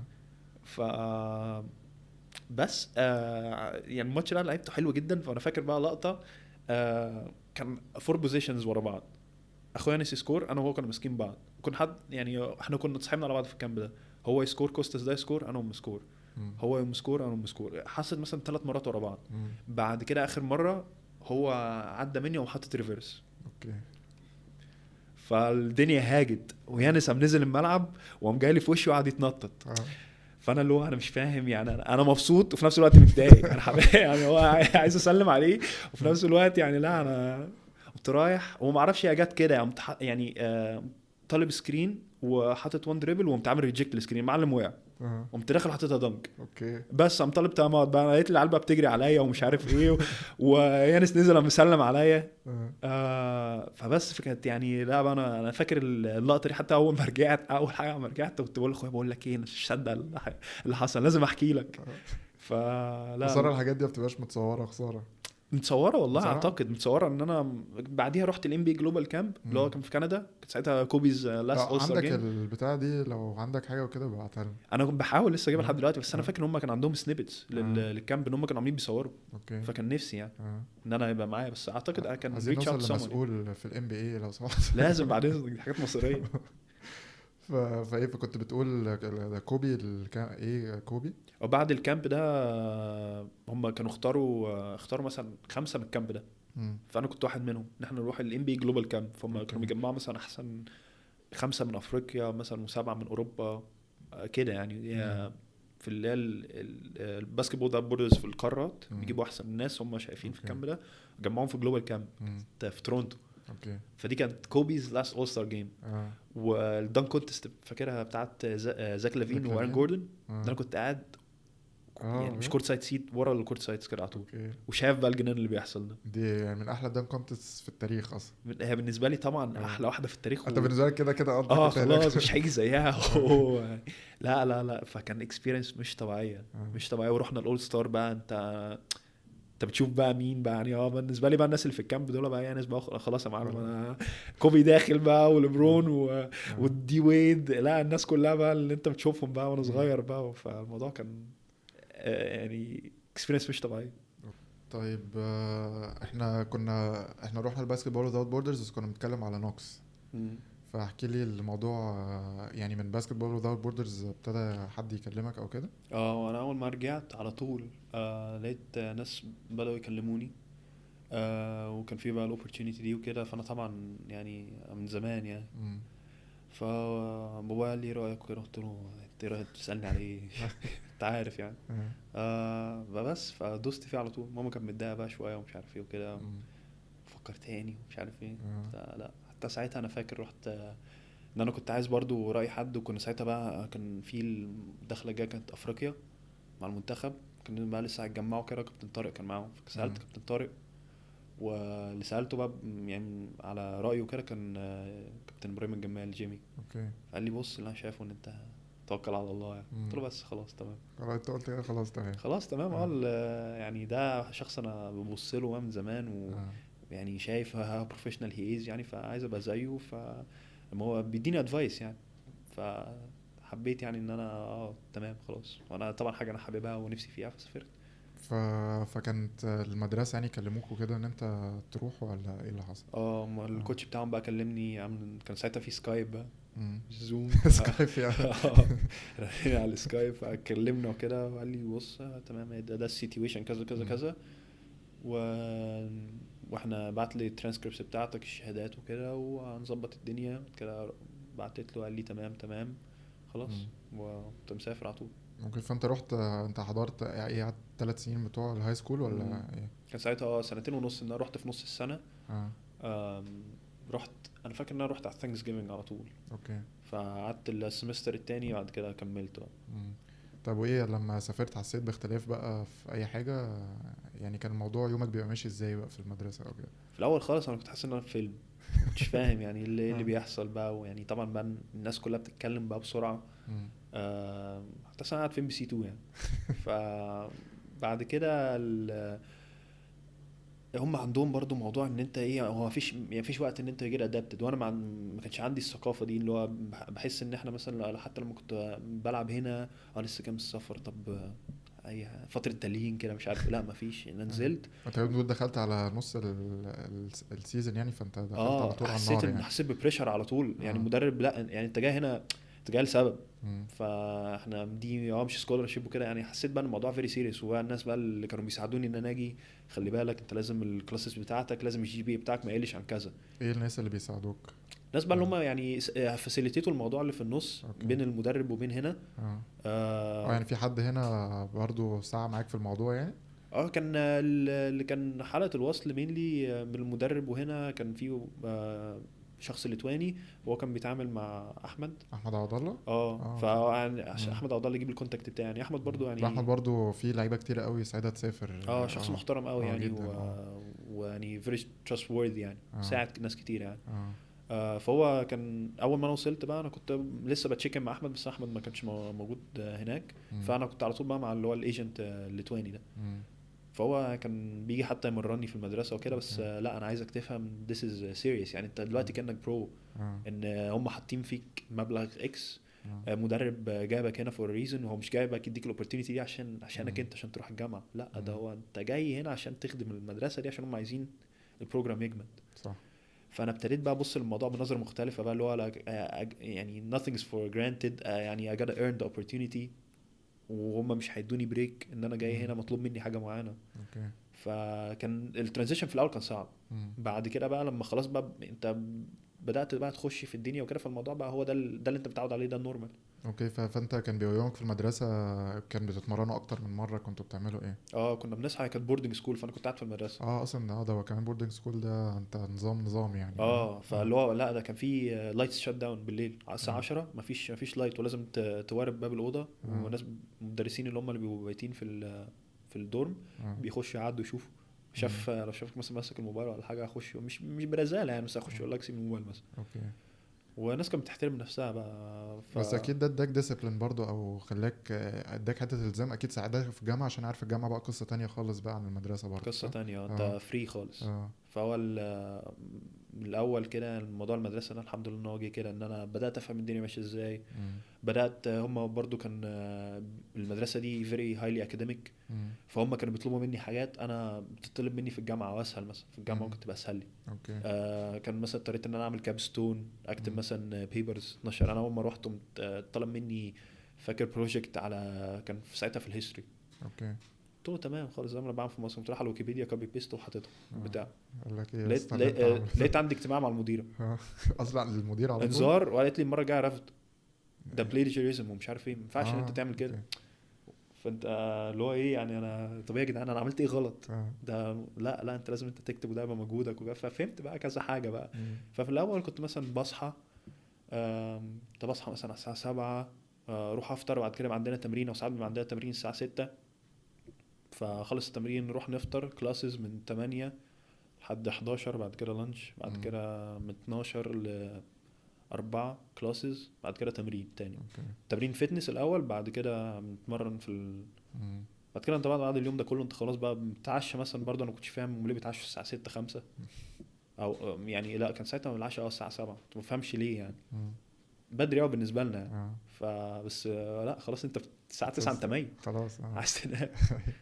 فالموضوع كان اختف في الاول يعني، بس خلاص انت بتخش في السيستم بقى، خلاص ما مم. تبقى اوتوماتيك. طيب وايه، احكي لنا بقى موضوع فارفيلد ده جه ازاي؟ هو الساعه دي ما سينيور يير، وانا لعبت سينيور يير الحمد لله كويس جدا. مم. كان بيبقى بقى في ريكروتنج كتير، وناس بقى بتيجي وتصور وكده، فكنت محطوط من احسن 20 لعيب في لونج ايلاند دي زي اوكي. الديستريكت ده اللي في انا كنت بلعب فيه. نيويورك صح؟ اه اه. فكان الحمد لله جالي بقى اوفرز كتيره وكده، بس فيرفيلد دي بين الجامعه وبين المدرسه كان تركب زي مركبه كده اللي هي الفيري دي، فكانت 10 دقايق انت عشان كده فير. في كناديكت. اوكي، عشان هي اسمها فير فيلد عشان كده. لا هي لا هي ما اعرفش، اعرفش اصل انا حسيت انه اوكي. ممكن يبقوا جايين مع بعض، ما اعرفش، ماشي. بس هو اسم المنطقه كده، فممكن اوكي. ممكن. آه اه. وانا خلاص بقى مثلا يعني انا قاعد بقى في المدرسه مثلا بقى، كان بقى لي سنتين وحبه. الهيد كوتش كان يعني ما انا بعتبره بقى خلاص بقى اللي هو مثلا اخويا الكبير. والمديره بتاعت المدرسه انا على طول بقى كريسماس ثانكس جيفنج سبرينج بريك الكلام ده كله انا قاعد معاه في البيت. ولادها اصحابي. بجد للدرجه دي؟ انا ما ينفعش ارجع. اه ان هو بتبقى مثلا بتبقى شهر مثلا حاجه زي كده فهرجع واجي هتبقى صعبه جدا مم. ولازم اتمرن. مم. فكنت بقعد معاهم المدرسه بتقفل. مم. فاللي هم خلاص بقى يعني دول اهلي يعني هم مم. كانوا معتبريني برضه ايه ممكن زي متبنيني كده يعطفوا عليا. ف انا كنت متعلق بيهم جدا ومش وكان بيجي لي بقى الحمد لله مثلا كان في كذا اوفر وكده. بس انت عارف امريكا كبيره بس انا مم. كنت عايز كنت خايف ان انا اطلع بره مم. الزون ده يعني. مم. والمدرب لما قعد معايا هو اللي شدني ليه ان هو كان فيري بيرسونال يعني. وحسيته ان هو قريب وكده وعامل لي بلان. مم. هو كان بيلعب بوينت جارد وهو كان طولي. بجد كان بيلعب في برينستون كان بوينت جارد وهو كان طولي. اوكي فقال لي انا شايف فيك يعني اللي انا شايفه فيا وان انت ممكن الرول بتاعتك تكبر وانا عايزك زي ما الكوتش بتاعي في الهاي سكول قال لي ان انت زي بوينت فورورد تتطور في المجال ده. مم. فانا تمام الجامعه جنب الناس ومش عارف ايه وكده خلاص تمام اروح. مم. فمضيت اول ما رحت الفيزيت ورجعت هنا. طب وكان ايه الاختلاف بقى بين الجامعه والمدرسه؟ الاختلاف بين الجامعه والمدرسه اختلاف شاسع ان آه. المستويات اللي انت بتلعب معاها احسن بكتير. مم. والعيال اللي انت بتلعب معاها بقى في كذا واحد في الفرقه انت خلاص انت عارف هم هيروحوا برو. يعني انا مثلا في الفرقه اللي انا كنت بلعب فيها دي في واحد دلوقتي بيلعب في الاي سي بي في اسبانيا. اوكي واحد بيلعب في اسمه ايه في البي بي ال في اوكي المانيا. المانيا ده اول ما رحت انا كنت فريشمان هم كانوا جونيور وسينيور. اوكي غير بقى اللي هم برضو والاثنين لعبوا تي ليج. وراحوا ام بي اوكي سمر ليج. ف يعني ده انت بتنقل بقى من الكومبيتيشن دي وانت مم. سينيور. وانا بقى كنت انا وكان في واحد صاحبي اسمه واصف مم. برضه راح معايا نفس الجامعه. بجد رغم ان احنا الاثنين في نوكس وبعد كده رحنا فيرفيلد. ده مصري برضو؟ تونسي. تونسي اوكي. ف يعني احنا حلوه كنا دي، حلوه ان يبقى في حد معاك حلو. انا يعني. كان لازالي كان معايا كنت انا وهو خلاص يعني على طول يعني. ف اختلاف بقى شاسع طبعا. ما انت بتلعب بقى مع ناس بقى البرو اسبيريشن دول بيتمرنوا يعني. انت فاكر انا بصحى بقى الساعه 6 الصبح الساعه 7 وبتمرن وبشوط. فاللي هو ده اللي انا شايفه وده انا اجمد واحد في كده والحمد لله يعني. وهو بلعب في ماتشات حلو. لا انت دي ده المينيمم. بتبتدي تاني بقى من الاول، بتبتدي بقى كأنك تاني. وده البير مينيمم بقى اللي هم آه. بيعملوه. لا ده في شوتنج الصبح ده في شوتنج قبل التمرين. ده بيقعدوا بعد التمرين. ده بينزلوا يلعبوا بيك ابس فور فن. ده غير بقى تمرين الجيم بقى تمرين مختلفه خالص. ده غير بقى ان انت بتاخد ان انت محدش بقى معاك بقى الاستراكشر بيتابعك انت هتنام امتى انت مش عارف ايه زي ما انا كنت في البوردنج سكول. اوكي. فانت في بارت منها ان انت خلاص انت ريسبونسبل بنفسك بس الديماند بقى عالي جدا. اوكي. فانت الديسيبلين بتاعك لازم تزوده مثلا 200% او 300% عن ما هو كان. فدي كانت بقى نقطة الاختلاف جدا بالنسبة لي. اوكي. طب عايز اسألك على لعبة خالد ممكن تشغلها اللعبة دي، السبينوراما دي. فاكر اللعبة دي؟ فاكرها. الماتش ده الجامعة دي جامعة ايونا دي كان هي خدت الكونفرنس بقى لها 3 سيزونز ورا بعض. وانا الماتش ده انا كنت ساعتها قبليها كان عندي مشاكل في الاليجيبيليتي بتاعتي فما كنتش بلعب. ده عشان ايه؟ الدراسة وكده يعني؟ هم الان سي دبليو كانت عايزه تعمل ما اعرفش هم خدوني زي راندوم سيلكشن كده ان هم يعملوا تحقيق فيرذر يعني في الدراسه بتاعتي وكده من ساعه ما انا كنت في مصر بقى في درجاتي والكلام ده. فما عرفتش العب رغم ان انا كنت المدرب كان يعني كان مديني بوزيشن جامد في الاول بس ما عرفتش العب عشان الان سي دبليو didn't clear me يعني. فلحد نص السيزون ما لعبتش. فساعتها بقى كنت لسه بقى راجع بلعب بقى ونزلني في الماتش ده. انا فاكر انا لعبت شويه في الاول في الفيرست هاف بعد كده لعبت في السكند هاف. واول ما نزلت مش عارف جبت 6 بونت ورا بعض فسابني. ابتديت تاخد ثقتك بقى اخد ثقه. فانا لعبت مثلا 20 دقيقه في الماتش ده حطيت مثلا مش فاكر جبت 15 بونت حاجه زي كده.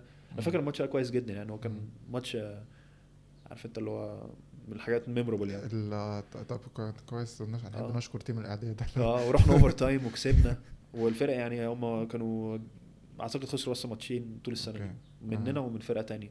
فكان ماتش حلو قوي يعني. واللعبه دي ما اعرفش اجت تلقائي يعني. انا حطيت الدريبل لقيته جاي كده ولقيت نفسي بلف. بس انا بقى بتفرج عليها تاني وبتضايق انا ليه ما وايد الدنك. لا ان انا كانت ايدي فوق الحلقه. بس بقى ما اعرف قلت بقى كويس تكون ضاعت بقى الحاجه دي. كويس انها جت. طيب فانت فيرفيلد قعدت فيها قد ايه؟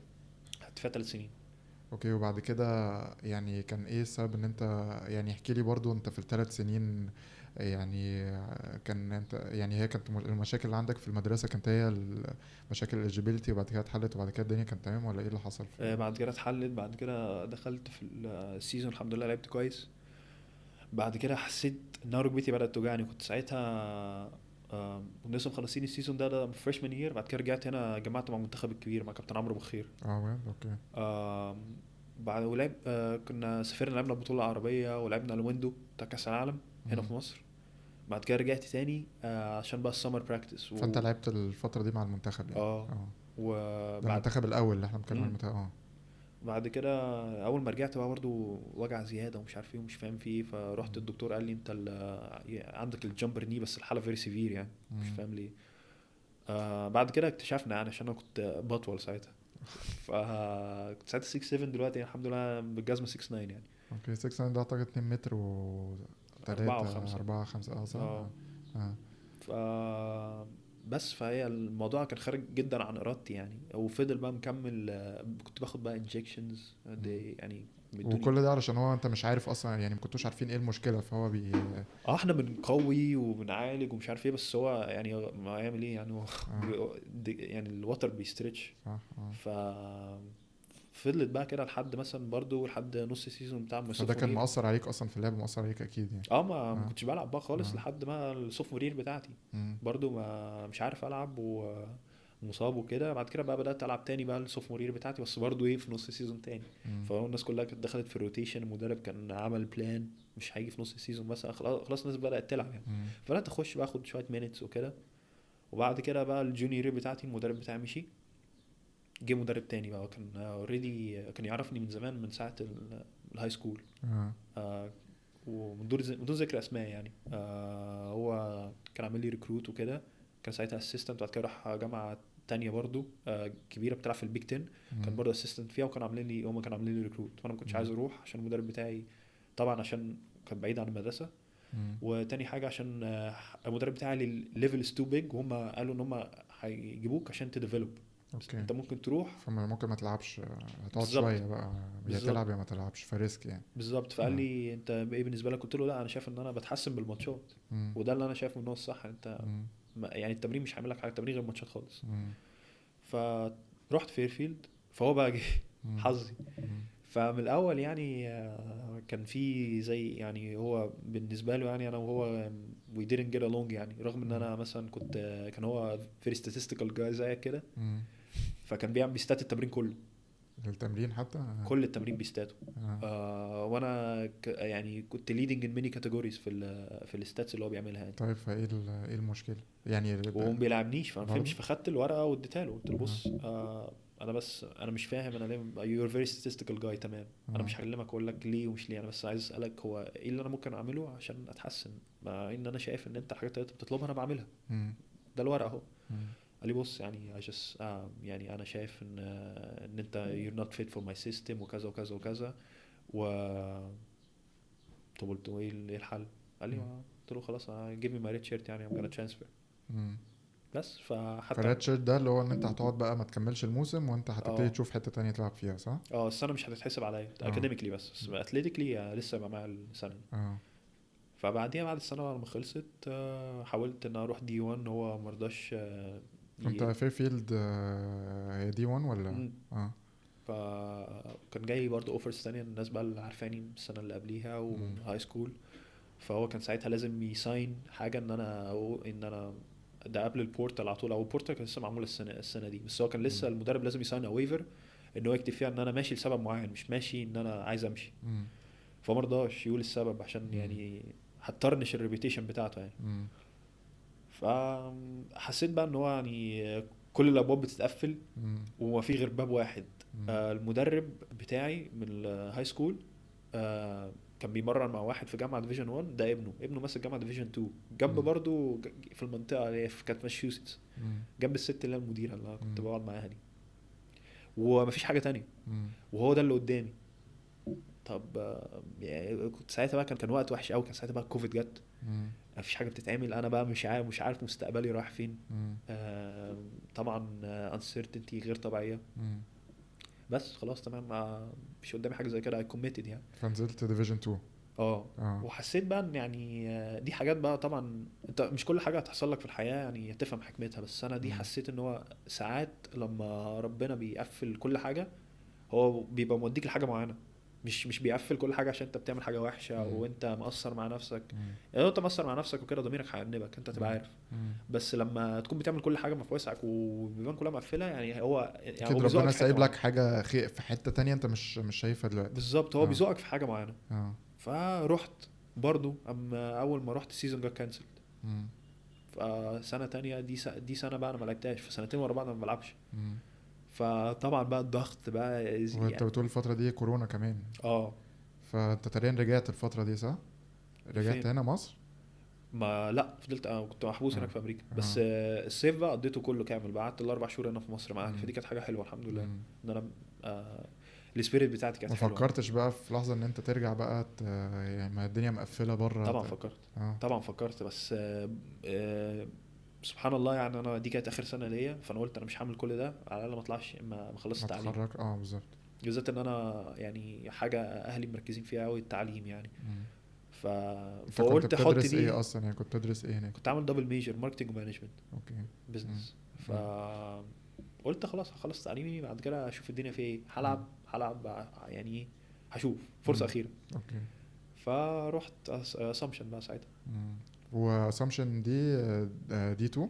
اه اه. بس الكونفرنس بتاعه عالي جدا، هو هو بيلعب في الاني 10، والكونفرنس ده راح منه 3 جامعات، واحده منهم كسبت بوردو في ال اه. في الان سي دبل اي اللي اسمها اف دي يو. صح صح. اه ده كان السنه دي صح؟ ده كان السنه اللي فاتت، اه. السنه اللي فاتت لما طلعوهم من السويت 16. اوكي. وفي فرقه تانية او ميراماك دي طلعت برضو في الديفيجن 1، كسبت الدوري بتاعها على 3 سيزونز ان رو. اوكي. فهو الدوري ده جامد. اه. حتى اللي كان بيلعب معاه في الدوري باتريك جارنر، تعرفنا على اه بعض في بجد. الدوري. اه بجد. اوكي. فكانت انا اسمع اكسبيرينس عنه ان لذيذه، هو شخص لذيذ قوي يعني. لذيذ قوي. انا اه. فاكر يعني نزلنا ماتش، طبعا هو يعني انا شافه على السكاوتنج باتريك جارنر كذا اه. كذا. جالي بعد الماتش غالبا، بعت لي على الدي ام، قعدنا نتكلم وكده، فقال لي باي ذا واي يو نو ام ايجيبشن. منين يعني باتريك؟ اوكي يعني. فقعدت اساله، قال لي يعني مامتي وكذا وكذا وكذا. فكانت الموضوع لذيذ قوي. حتى بقى يعني لعبنا بعض مرتين كمان، فاللي هو خلاص بقى انا نازل الماتش بقى سلم عليه قبل الماتش، وشخص لذيذ يعني. كده برضه اتجمعنا برضه مع المنتخب الصيف اللي فات. ف كريزي جيرني يعني. لا بجد حلوه اللقطه دي. حلوه. طيب فالسنه دي يعني رجعت لك ثقتك، لعبت بقى في السنه دي ورجعت لك ثقتك بنفسك؟ لعبت و طبعا يعني خلاص بقى انت بتخش في السيزون بقى، بتبتدي بقى اللي هو خلاص انا يعني مش هفيل سوري فور ماي سيلف يعني. حامل اللي اقدر عليه. فلعبت الحمد لله، المدرب بتاعي كان كويس، الفرقه كانت كويسه.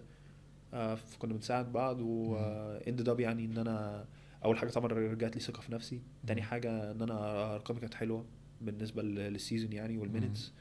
فلد كنت ثالث واحد في امريكا غالبا في الريباوندز في الدي 2. اوكي. وبرضه في الدبل دبلز كنت في التوب 10. فحسيت بقى خلاص دي بالنسبه لي كانت ايه، حسيت ان انا اول سنتين كانوا نص سنه ونص سنه، فدي سنه اسمها فريشمان يير، دي بقى السوفمور يير بالنسبه لي. اوكي. فكانت حلوه، كانت لذيذه. وكانت الجامب بقى من الاركنسو، بقى اركنسو من الجامعات المعروفه يعني شويه، من الجامعات الكويسه. فالنقطه دي برضو جت ازاي؟ بعد ما خلصت لقيت ان انا الناس بقى بدات تكلمني تاني. طب اخش في البورتال شوف الاوبشنز وكده. طيب تمام، انا اهم حاجه بالنسبه لي ان انا كنت اخد الشهاده. وساعتها بقى حسيت ان انا لا يعني لا يعني وي كان دو ات يعني. فلازم ارجع ديفيجن 1 تاني. اي ثينك يعني ان انا اكمبيت عادي.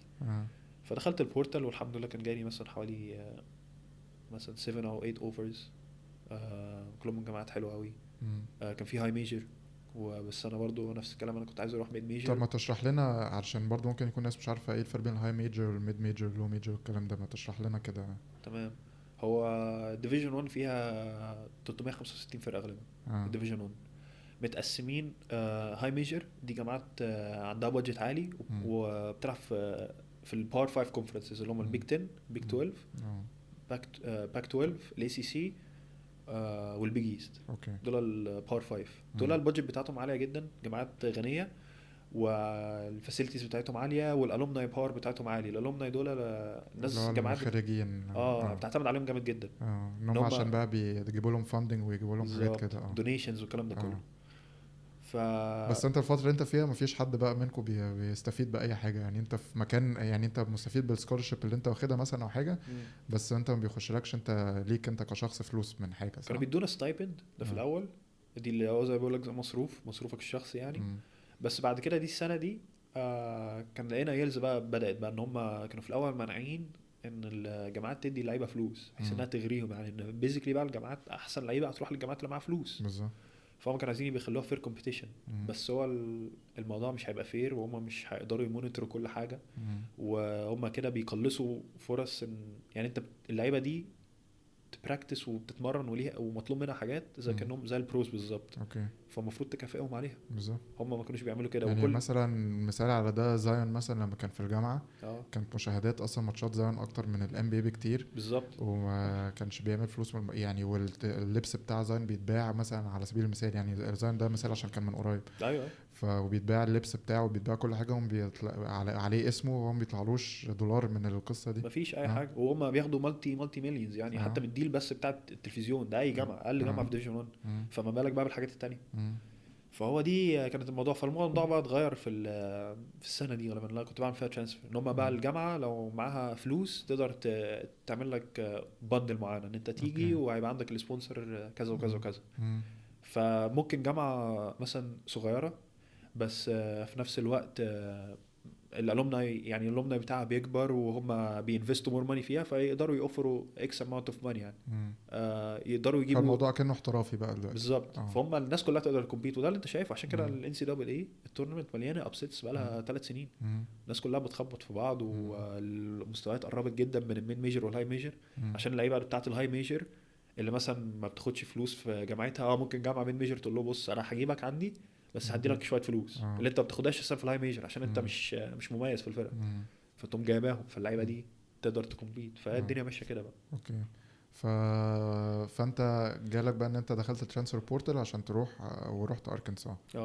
فانا يعني برضو كده من متابعتك من زمان برضو كده شفت انت حسيتك ان انت بقيت فري اكتر وبتلعب وارقامك حتى اتحسنت ويعني ففي حاجه الكوتش مثلا ولا السيستم ولا ايه اللي فرق معاك في الحته دي؟ اعتقد كذا حاجه يعني، والحمد لله كان اختيار موفق. ان هو الكوتش ده كابتن كوتش بلادو هو من زمان هو مع ريك باتينو في لوفل. فهو كان الرايت هاند مان بتاعه. حتى باتينو ده من الاساطير بتوع الكوليدج باسكت بول يعني. ده يعني راجل كسب كتير وطلع من عنده لعيبه يعني عمل جه كده الام بي اي شويه بس ما كان مع نيويورك وكان مع بوسطن انا فاكر. بس هو يعني هو طاف قوي. كان بيخليهم بريس بقى في الكورت مش عارف انا معلم احنا بنلعب 90 ماتش في السنه غير بلاي اوفز فانت بتتكلم في ايه. فاللعيبه بقى ظبطوه يعني. هو يعني ده اللي عجبني فيه ان هو فاهم هو بيعمل ايه. وهو الموضوع بقى فيري بروفيشنال. انا جايبك عشان انا شايف فيك 1 2 3 انت ممكن انت هتفيل الرول دي وده اللي انا شايفه فيك للفيوتشر ده اللي انا هعمله معاك. و في حسيت بيني وبينه بقى ان هو ايه ده في بيني وبينك بقى مين انس. يعني هو اللي كان جايب انس برضو يعني هو كان فيري انفولد في الريكروتنج بتاع انس. عارف طبعنا شويه. وهو غير بقى الاكسبيرينس اللي هو عنده هو بس يعني راجل هيز ا جود مان يعني بيعرف يتعامل يعني برضو يعني ودي حاجه مهمه برضو ان انت تعرف تتعامل مع اللعيبه يعني طبعا حاجه مهمه طبعا. وعنده كونكشنز بس ما اعرفش يعني انا اول ما رحت الفيزيت انا كنت بروح كذا فيزيت وسبت الفيزيت بتاعتهم للاخر. رحت هناك وما اعرفش صليت استخاره في يعني بعد ما خلصت الفيزيت صليت استخاره في الاوتيل. حسيت انا خلاص تمام انا همضي مع ان انا كنت ضد القرار ده جدا ان اخد قرار في رش يعني. بس قلت له خلاص تمام همضي مع الفرقه. مضيت في الفيزيت وخلاص رجعت لميت حاجتي ورحت اركنسا. واركنسا بقى بس مش في المنطقه صح؟ لا هو ده كان سفر مثلا 24 ساعه. سفر صعب قوي. طب واخدت القرار ده زي انت كنت بتقول لي انه مهم ان انت تبقى في الحته دي كده وبتاع. ما خلاص بقى ما هو سبحان الله بقى انا بقول لك هي كل حاجه بتحصل فور ريزن يعني. الوقت بتاع اللي قضيته في اسامبشن ده طبعا التشالنج اللي انا كنت فيها يعني I matured a lot يعني. مم. فاللي هو خلاص بقى انا بدات ابص للموضوع بنظره بقى اللي هو خلاص بقى ايه الخطه اللي انا المفروض اعمله. هتشالنج نفسي اكتر ان انا بقى عندي كابابيلتي كبرت، عندي كونكشنز اكتر. فحسيت بقى ان انا اقدر اخد الستيب دي ان انا ابعد شويه، وفي نفس الوقت امنتين بقى ان أنا الناس دي عارفه بقى لي 8 سنين. فاللي هو خلاص بقى هم فعلا عيلتي، فبعيد قريب منهم، احنا مع بعض. تعالى نرجع كده لاركنسا كده. فاحنا كنا بنتكلم ان هي كانت سنه حلوه بالنسبه لك يعني، وارقامك عليت.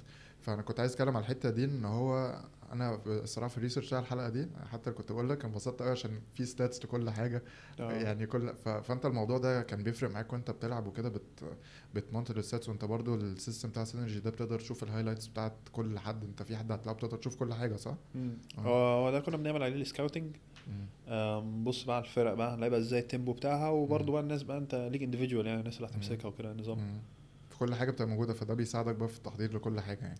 على طول الناس بتستعمله كتير قوي الصراحه. والستاتستكس هناك بقى يعني لما بتخش بقى في الموضوع مور بروفيشنالي حتى بيبص على statistics غريبه اللي هو زي انا فاكر كنت بقول لك اللي هو مثلا ال 24 ثانيه لا بيقسموها 3 حاجات. انا فاكر المدرب بتاعي كان بيقول لي احنا يا اما هنهاجم ما بين ال 24 وال 18 ثانيه يعني، عشان ده ساعتها ده الفول ترانزيشن. احنا جايين بالفورس اكيد بقى، يا اما في واحد متاخر يا اما احنا الفرقه الثانيه هم يعني لسه بقى بيسيتلوا في الديفنس قبل ما يسيتلوا بقى في زون او حاجه زي كده. اوكي. من قال لي من 18 ل 8 ثواني احنا وحشين جدا. على طول بناخد باد شوتس. هو بقى ايه هيقول لك، هو ما حاطط في السينرجي يديني الشوتس مثلا من 18 ل 8 سكندز طلعها لك كلها.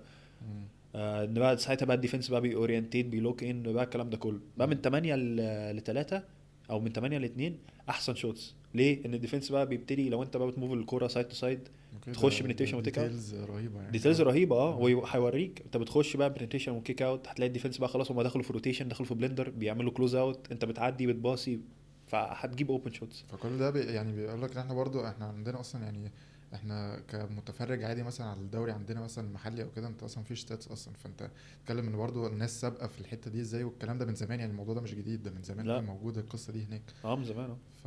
فيعني اعتقد لو كنت كملت هنا ما كنتش طبعا هتعرف اي حاجه عن الكلام ده يعني. لا طبعا هو الحمد لله يعني طبعا في الاكسبيرينس يعني. بس الحاجه تانية الناس برضو انا برضو لسه ببتدي افهمه يعني من قريب. خلاص بقى ان انا الموضوع بقى يعني غير ان الجامعه انا بعتبرها طبعا حاجه بروفيشنال، ان هو برضو في نفس الوقت هو اللي بيربطه بيه كونتراكت ومديلك مميزات. فانت لو ما عملتش اللي مطلوب منك او ما فتش الجامعه او ملوش يعني عادي خلاص تمام. الموضوع بقى اكتر بقى في البروز. بس الموضوع بقى اللي انا حسيت بقى ان هو مش محطوط عليه لايت او محدش فعلا كلمني عليه غير الناس اللي لعبت بروفيشنالي، موضوع كونسيستنسي. اوكي. ان انت الافريج بتاعك انا ما كنتش ببص على ارقامي عامه يعني في السيزون سواء انا في الجامعه او سواء لما لعبت برو. بس انت لا، انت لازم كل ماتش اصل انت مطلوب منك حاجه، انت جاي الرول والرول دي بقى لما انت بتلعب برو بتكبر. انا جايبك عشان انت المفروض تافريج هنا 15 او 12 او تديني عدد معين من الريباوندز. ده المطلوب منك، ده مش البيري مينيمم، ده اللي انت المفروض تافريجه. اوكي. فانت لو you didn't meet this demands لا هو في حساب. والناس بقى حتى والهندري يعني any future opportunity ان انت هيبقى اللي فيه زي سمعه كده بقى ان انت مثلا ما you didn't deliver مثلا، او انت ما وصلتش الحاجه اللي انت مطلوب منك، فبيتعرف وسط الكوتشز مثلا او كده، صح؟ بالظبط. وغير كده ان انت مثلا الكونسيستنسي مش موجوده، ان انت ممكن تلاقي لعيب هيجيب مثلا 28 بونت في ماتش تمام، طب ما هو الماتش اللي جاي هيجيب 4. لو تفتكر في ايموني بيتس مثلا، ما هو كان من الناس اللي كان عليها هايب كبير قوي وكانت مشكلته الكونسيستنسي يعني. بالظبط. كان وهو خارج من المدرسه كان من النمبر 1 او نمبر 2 ريكروت في الكلاس بتاعه كده. ايوه صح. وفي الاخر دلوقتي هو في الجي ليج مع الكافز وبتاع. كانوا بيقارنوه بكي دي انا فاكر أيوة. وبول جورج. هو عنده البوتنشال بس هو الموضوع كونسيستنسي. بالظبط. وفي ناس بقى مثلا كونسيستنت تانية انا اعرفها، ده واحد اعرفها على المستوى الشخصي مش مستوى يعني احنا نعرف بعض. انا كنت مرة معاه في السمر جيمي سوهان بتاع سبيرز.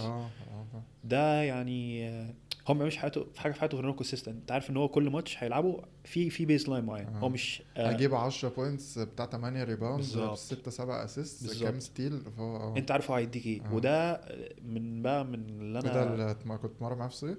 كنت بتمرن ان هو كان بيتمرن في دالاس. فكنا بنتمرن هو كان بيتمرن في نفس الايجنسي اللي كنت بتمرن فيها. كنت بشوفه ساعات ننزل مع بعض كده. ف الموضوع الكونسيستنسي ده أنا يعني حسيت ان هو حاجه انت مطلوب منك حاجه انت لازم تعملها يعني ده بالميت انت لازم يبقى تديني البيس لاين ده. عليت عليه تمام، هو المفروض ان انت تعلى عليه يعني انت كاتليت انت لازم تاسباير ان انت تكسب، فانت بتدي كل اللي عندك بس ما تطلعش عليه. هيجي لك يبقى في دايز اوف بس ما ينفعش يوم 28 بونت وماتشين مثلا 4 بونت 2 بونت 0 سكور بعد كده ماتش 30 بونت. ده انت كده اب اند داون. ده زي ما انت قلت هو واحد مثلا ده كان ستوك في الدرافت دلوقتي هو ما حدش بيبص له ان هو انكونسيستنت.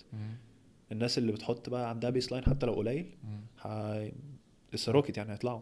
طب وايه بما انك سوهان يعني عشان هو لسه كان في الدرافت اعتقد السنه اللي فاتت فيعني مثلا شايف ايه الفرق ايه اللي خلاه مثلا يوصل في الدرافت؟ هو اعتقد كان لوتري بيك يعني اعتقد او حاجه صح فايه يعني انت لما شفت هو يعني ايه اللي انت شفته عنده مثلا ممكن يخليه يوصل للحته دي؟ هو بالذات انه ما عندوش شوطه مثلا يعني ما عندوش شوطه يعني دي بس هو المدرب عارف هياخد منه ايه في الديفنس. هو از لاك داون ديفندر. هو طولي مثلا هو 6'9 6 8 بوينت جارد السنه دي بوينت جارد فانت طولت الملعب. وهو بقى يعني هو برضه مش بيعمل كل حاجه عبث بقى. هو عارف ان هو مثلا جنبيه 4 شوترز فهو مش محتاج ان واحد برضه يبقى بيشوت في البوزيشن ده مع ان الشوطه دلوقتي فيري اسينشال. بس هو عارف هو ليه بروجيكشن معين ان هو هيبتدي يشوت وكده. بس انت عندك الشارب شوترز جنبيه هو بقى ايه هيديفند هيبوش البول في الترانزيشن. الشوترز اللي حواليه الديفنس هيفتح هو يخش هيبتدي بقى يلعب بقى ناس بقى البيجز في ومبنياما دلوقتي. فهو الموضوع لا هم هيبقوا فرقه جامده. خلي بالك هيبقوا فرقه جامده ان هم كلهم صغيرين وطبعا جريج بوفيتش يعني مش محتاج كلام يعني. طب وانت لما اتمرنت معاه حسيت يعني ان الموضوع بعيد ولا الموضوع بالنسبه لك انت يعني؟ لا الموضوع مش بعيد ودي حاجه برضو انا اتعلمتها ان انا في الاول كنت برانك مثلا ده بيلعب في الشيليك ده جامد موت ده ده بيلعب في اوروبا بيلعب فين في اوروبا لا تلاقي بقى الناس دي مثلا بتلعب في برو رانز زي مثلا الميوزك اللي انت عامله ده مثلا هو برو ران في امريكا كلهم بيخبطوا في بعض ومستويات قريبه جدا. وده بدليل ان هو دلوقتي في ناس بتيجي يعني هي بس بتروح تحط رجلها مثلا في اوروبا او مثلا تلعب سنه حلو في الجامعه مع مش سنه سوبر ستار بس هو في بوتنشال بتاعه. هو انت برضه بيبقى في جزء من الكونكشنز على حظ على حاجات كتيره بتخدم في الحته دي صح؟ طبعا وفي توفيق وفي حظ طبعا وكونكشنز بس يعني انا اعتقد ان هو اي حد بيلعب في البوزيشن اي حد بيلعب في الان سي دبليو ديفيجن 1 بيلعب يعني هو يعني مثلا ستارتنج 5 او بياخد مينتس يعني قادر ان هو يكمبيت اقل حاجه في الجي ليج او في اوروبا. اوكي طيب وفي قصه كده كنا حكيتها لي قبل كده بتاعت عصام تامر كان يعني كنت المفروض انا فاكر احنا حتى كنا عملنا كفرج على الماتش ده ان انتوا كنتوا لعبتوا بعض كان في اركنسا برضه صح؟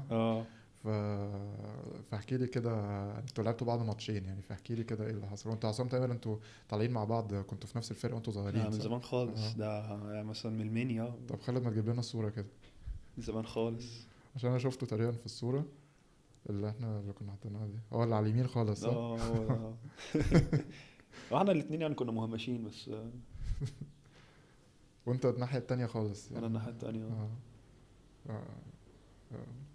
ده كانت السنه ده كان في المرتبط سنه حلوه عملت لي سنه اللي كسبنا فيها القاهره بس السنه انا وعصام من زمان جدا يعني مع بعض حتى لما روحت امريكا انا وهو مشينا في نفس السنه ولعبنا يو مع بعض. اوكي وفي فتره كده كان هو قاعد معايا في الهاي سكول لعبنا يو مع بعض. لما نزلنا المنتخب برضو كان نفس الكلام. بعد كده صدفه بقى ان انا اركنسا ستيت بتاع في نفس الكونفرنس بتاع كوستال جامعته فلعبنا بعض. بس احنا كنا السنه دي بقى يعني اول ما جيت يعني كان في تراش توك بقى من الاول خالص انا مستنيك ومش عارف ايه خلاص بقى تحط اكس بقى على التاريخ ده. فالموضوع كان حلو يعني كان لذيذ اول ما نزلنا الماتش ومش عارف ايه. الموضوع كان لذيذ. ده اول ماتش كان ساعتها وكمان الميزه ان انتوا الاثنين مسكتوا بعض في كور كتير يعني وساعتها كان الخمسه بتاعتنا مصاب خمستين بتاعتنا مصاب فانا اضطريت ان انا اللي بخمسه فكنت ماسكه في كذا فتره. بعد كده لعبنا برضو بعض تاني في البلاي اوف. بس انت اللي كسبت الماتش ده. كسبنا انا لعبنا مرتين وانا كسبتهم. فكان ماتش لذيذ يعني. حتى انا فاكر المذيعين بتوع ESPN ومش عارف ايه قال لك 2 ايجيبشنز ومش عارف ايه فيرست تايم. طب احكي لي الماتش التاني كان فيه قصه كده حكيتها لي. ده كنا في البلاي اوفس، وهو كانت نوك اوت، فاللي يخسر يطلع يعني. مم. فهو عصام كان مش فاكر حصل له حاجه في اخر ماتش في السيزون، وده بقى ساعتها كنا نلعب في البلاي اوفس، فكنا ساعتها كلنا اتجمعنا في فلوريدا. مم. فرحت قابله المعلم لابس اللي هو البتاع ده اللي هو على الكتف ده، جاي لي معلش كتفي وجعاني ومش عارف ايه وانا شايف بقى طب مش عارف هاخد فيها حقنه وخلاص كده بقى، خلاص بقى انت ربنا معاكم بقى، بص انت شكلك هتكسبوا بكره ومش عارف ايه. فانا عصام لا مش عارف ايه، ولا ان شاء الله خير وخلاص بقى يعني ملاش الازمه بقى. هو لسه عايز يلعب بس السنه الجايه، وكان ساعتها بقى ترانسفير وكده، كنا بنتكلم في الموضوع ده. فخلاص بقى ما يعني ملاش لازمه وخلاص. ليه هم خلاص كده، ما انا مع الدكتور ومش عارف ايه وبتابع وما بعرفش انام قوي عليها، مش عارف ايه مضايقاني، فان شاء الله خير يعني. خلاص تمام. تمام خلاص. تاني يوم كان الماتش، فروحنا عملنا شوت اراوند، رجعنا غيرت انا بقى داخل اوضه اللبس بغير، كنت بقى ايه اطلع انا هيبقى موجود بره بقى فهسلم عليه وكده. فانا طالع من الملعب لقيت واحد متعلق له لبسه وبيحطها دنك، عصام متعلق على الحلقه. هو ايه ده في كده هو ايه ده في ايه واخد ايه ده ايه يا ابني ده؟ قال لي ما فكت النهارده الحمد لله. اخدت فيها حقنه ومش عارف ايه وفك. لعبنا الماتش، فانا مش فاهم بقى انت. بس كانت لذيذه يعني. لعبنا الماتش برضو كسبنا، وبعد كده بقى بعديها بعد الماتش بقى قعدنا نتكلم ومش عارف. انت بص انت بتشتغل بتشتغل بتعمل تلعب ديرتي جيم، والله يا ابني لا ومش عارف ايه، وخدت فيها حقنه قلت له يا عم انت كنت مجبسها ومش عارف انت هتطرع. بس كانت لذيذه يعني. طب تعالى كده قبل ما نقفل حتة، قبل ما نخش بقى على الاحتراف يعني وكده. يعني كان في حاجة اتكلمنا فيها قبل ما نبتدي نسجل، حتة ان دلوقتي بقى في فلوس كتير قوي في الجامعة مش زي زمان. وان هو كنا بنتكلم ان في حد في الجامعة عندكم بقى جابوا له كاديلاك وحاجات كده. فيعني ما تحكي لنا اكتر عن القصة دي. هو موضوع الان ايلز ده الصراحه مجنن الناس كلها، ان هو بقى خلاص بقى موضوع ماركت، واللي معاه فلوس بيجيب، وانت ممكن تعرض على اللعيب بقى انا ممكن اجيب لك كذا وكذا وكذا بس انت تيجي عندي الجامعه. فهو الموضوع بقى زي ما احنا قلنا، الهاي ميجرز والمين ميجرز الجاب بينهم بتكبر، قصدي بتصغر، ان هو بيقدروا يكمبيتوا دلوقتي جامد. فانا مثلا عندي ما لحقتش انت القصه دي في الاول، بس هو الموضوع بقى طبعا تطور اخر السنه دي بالذات يعني شد جامد قوي، ان هو بقى الناس بقى الدونرز بقى والالومناي وكده، الناس دي خلاص بقى فهمت ان ده فعلا هيكسبهم ماتشات، فخلاص بقى انفست ان هم عندهم زي برايد مش طبيعي للجامعه بتاعهم. لا انا عايز الجامعه بتاعتي تكسب، بالذات بقى لو هو خلص في الجامعه دي وعايش بقى في التاون دي. فهم الكالتشر بتاعت الجامعه بتاعتهم بياخدوها بشكل مش طبيعي، شكل جدي جدا. اكتر من الام بي اي حتى. يعني هم عندهم ربط بالجامعه. لا يعني اصلا الماتشات، انت لما تتفرج على الماتشات بتاعت بالذات في السويت 16 والحاجات دي وكده، لا بتلاقي الدنيا متقفله خالص أيوة. والناس يعني الام بي برضه جمهور الام بي ناس راحت فن كده وتنبسط وبتاع. لا دول بتلاقي بيشجعوا زي عندنا كده الالتراس والحاجات دي، بيشجعوا جامد. الملعب استاد كوره اساسا، استاد امريكان فوتبول. فهو الملعب مثلا 80,000 وحاجات كده غريبه. فانت لعبت في حاجات برضو كان بيبقى فيه جمهور كتير وكده. لا مش طبعا. فاكر انا لعبت في جامعه بوردو دي، انا يعني بس ساعتها بقى كنت لعبت في مصر، فخلاص بقى مفيش حاجه هماني يعني بعد كاس العالم. بس لا كان ساعتها الهوم اوبنر بتاعهم. انا اقول لك على حاجه، لعبنا ال اس يو، عارف ال اس يو بتاع شاكيل اونيل.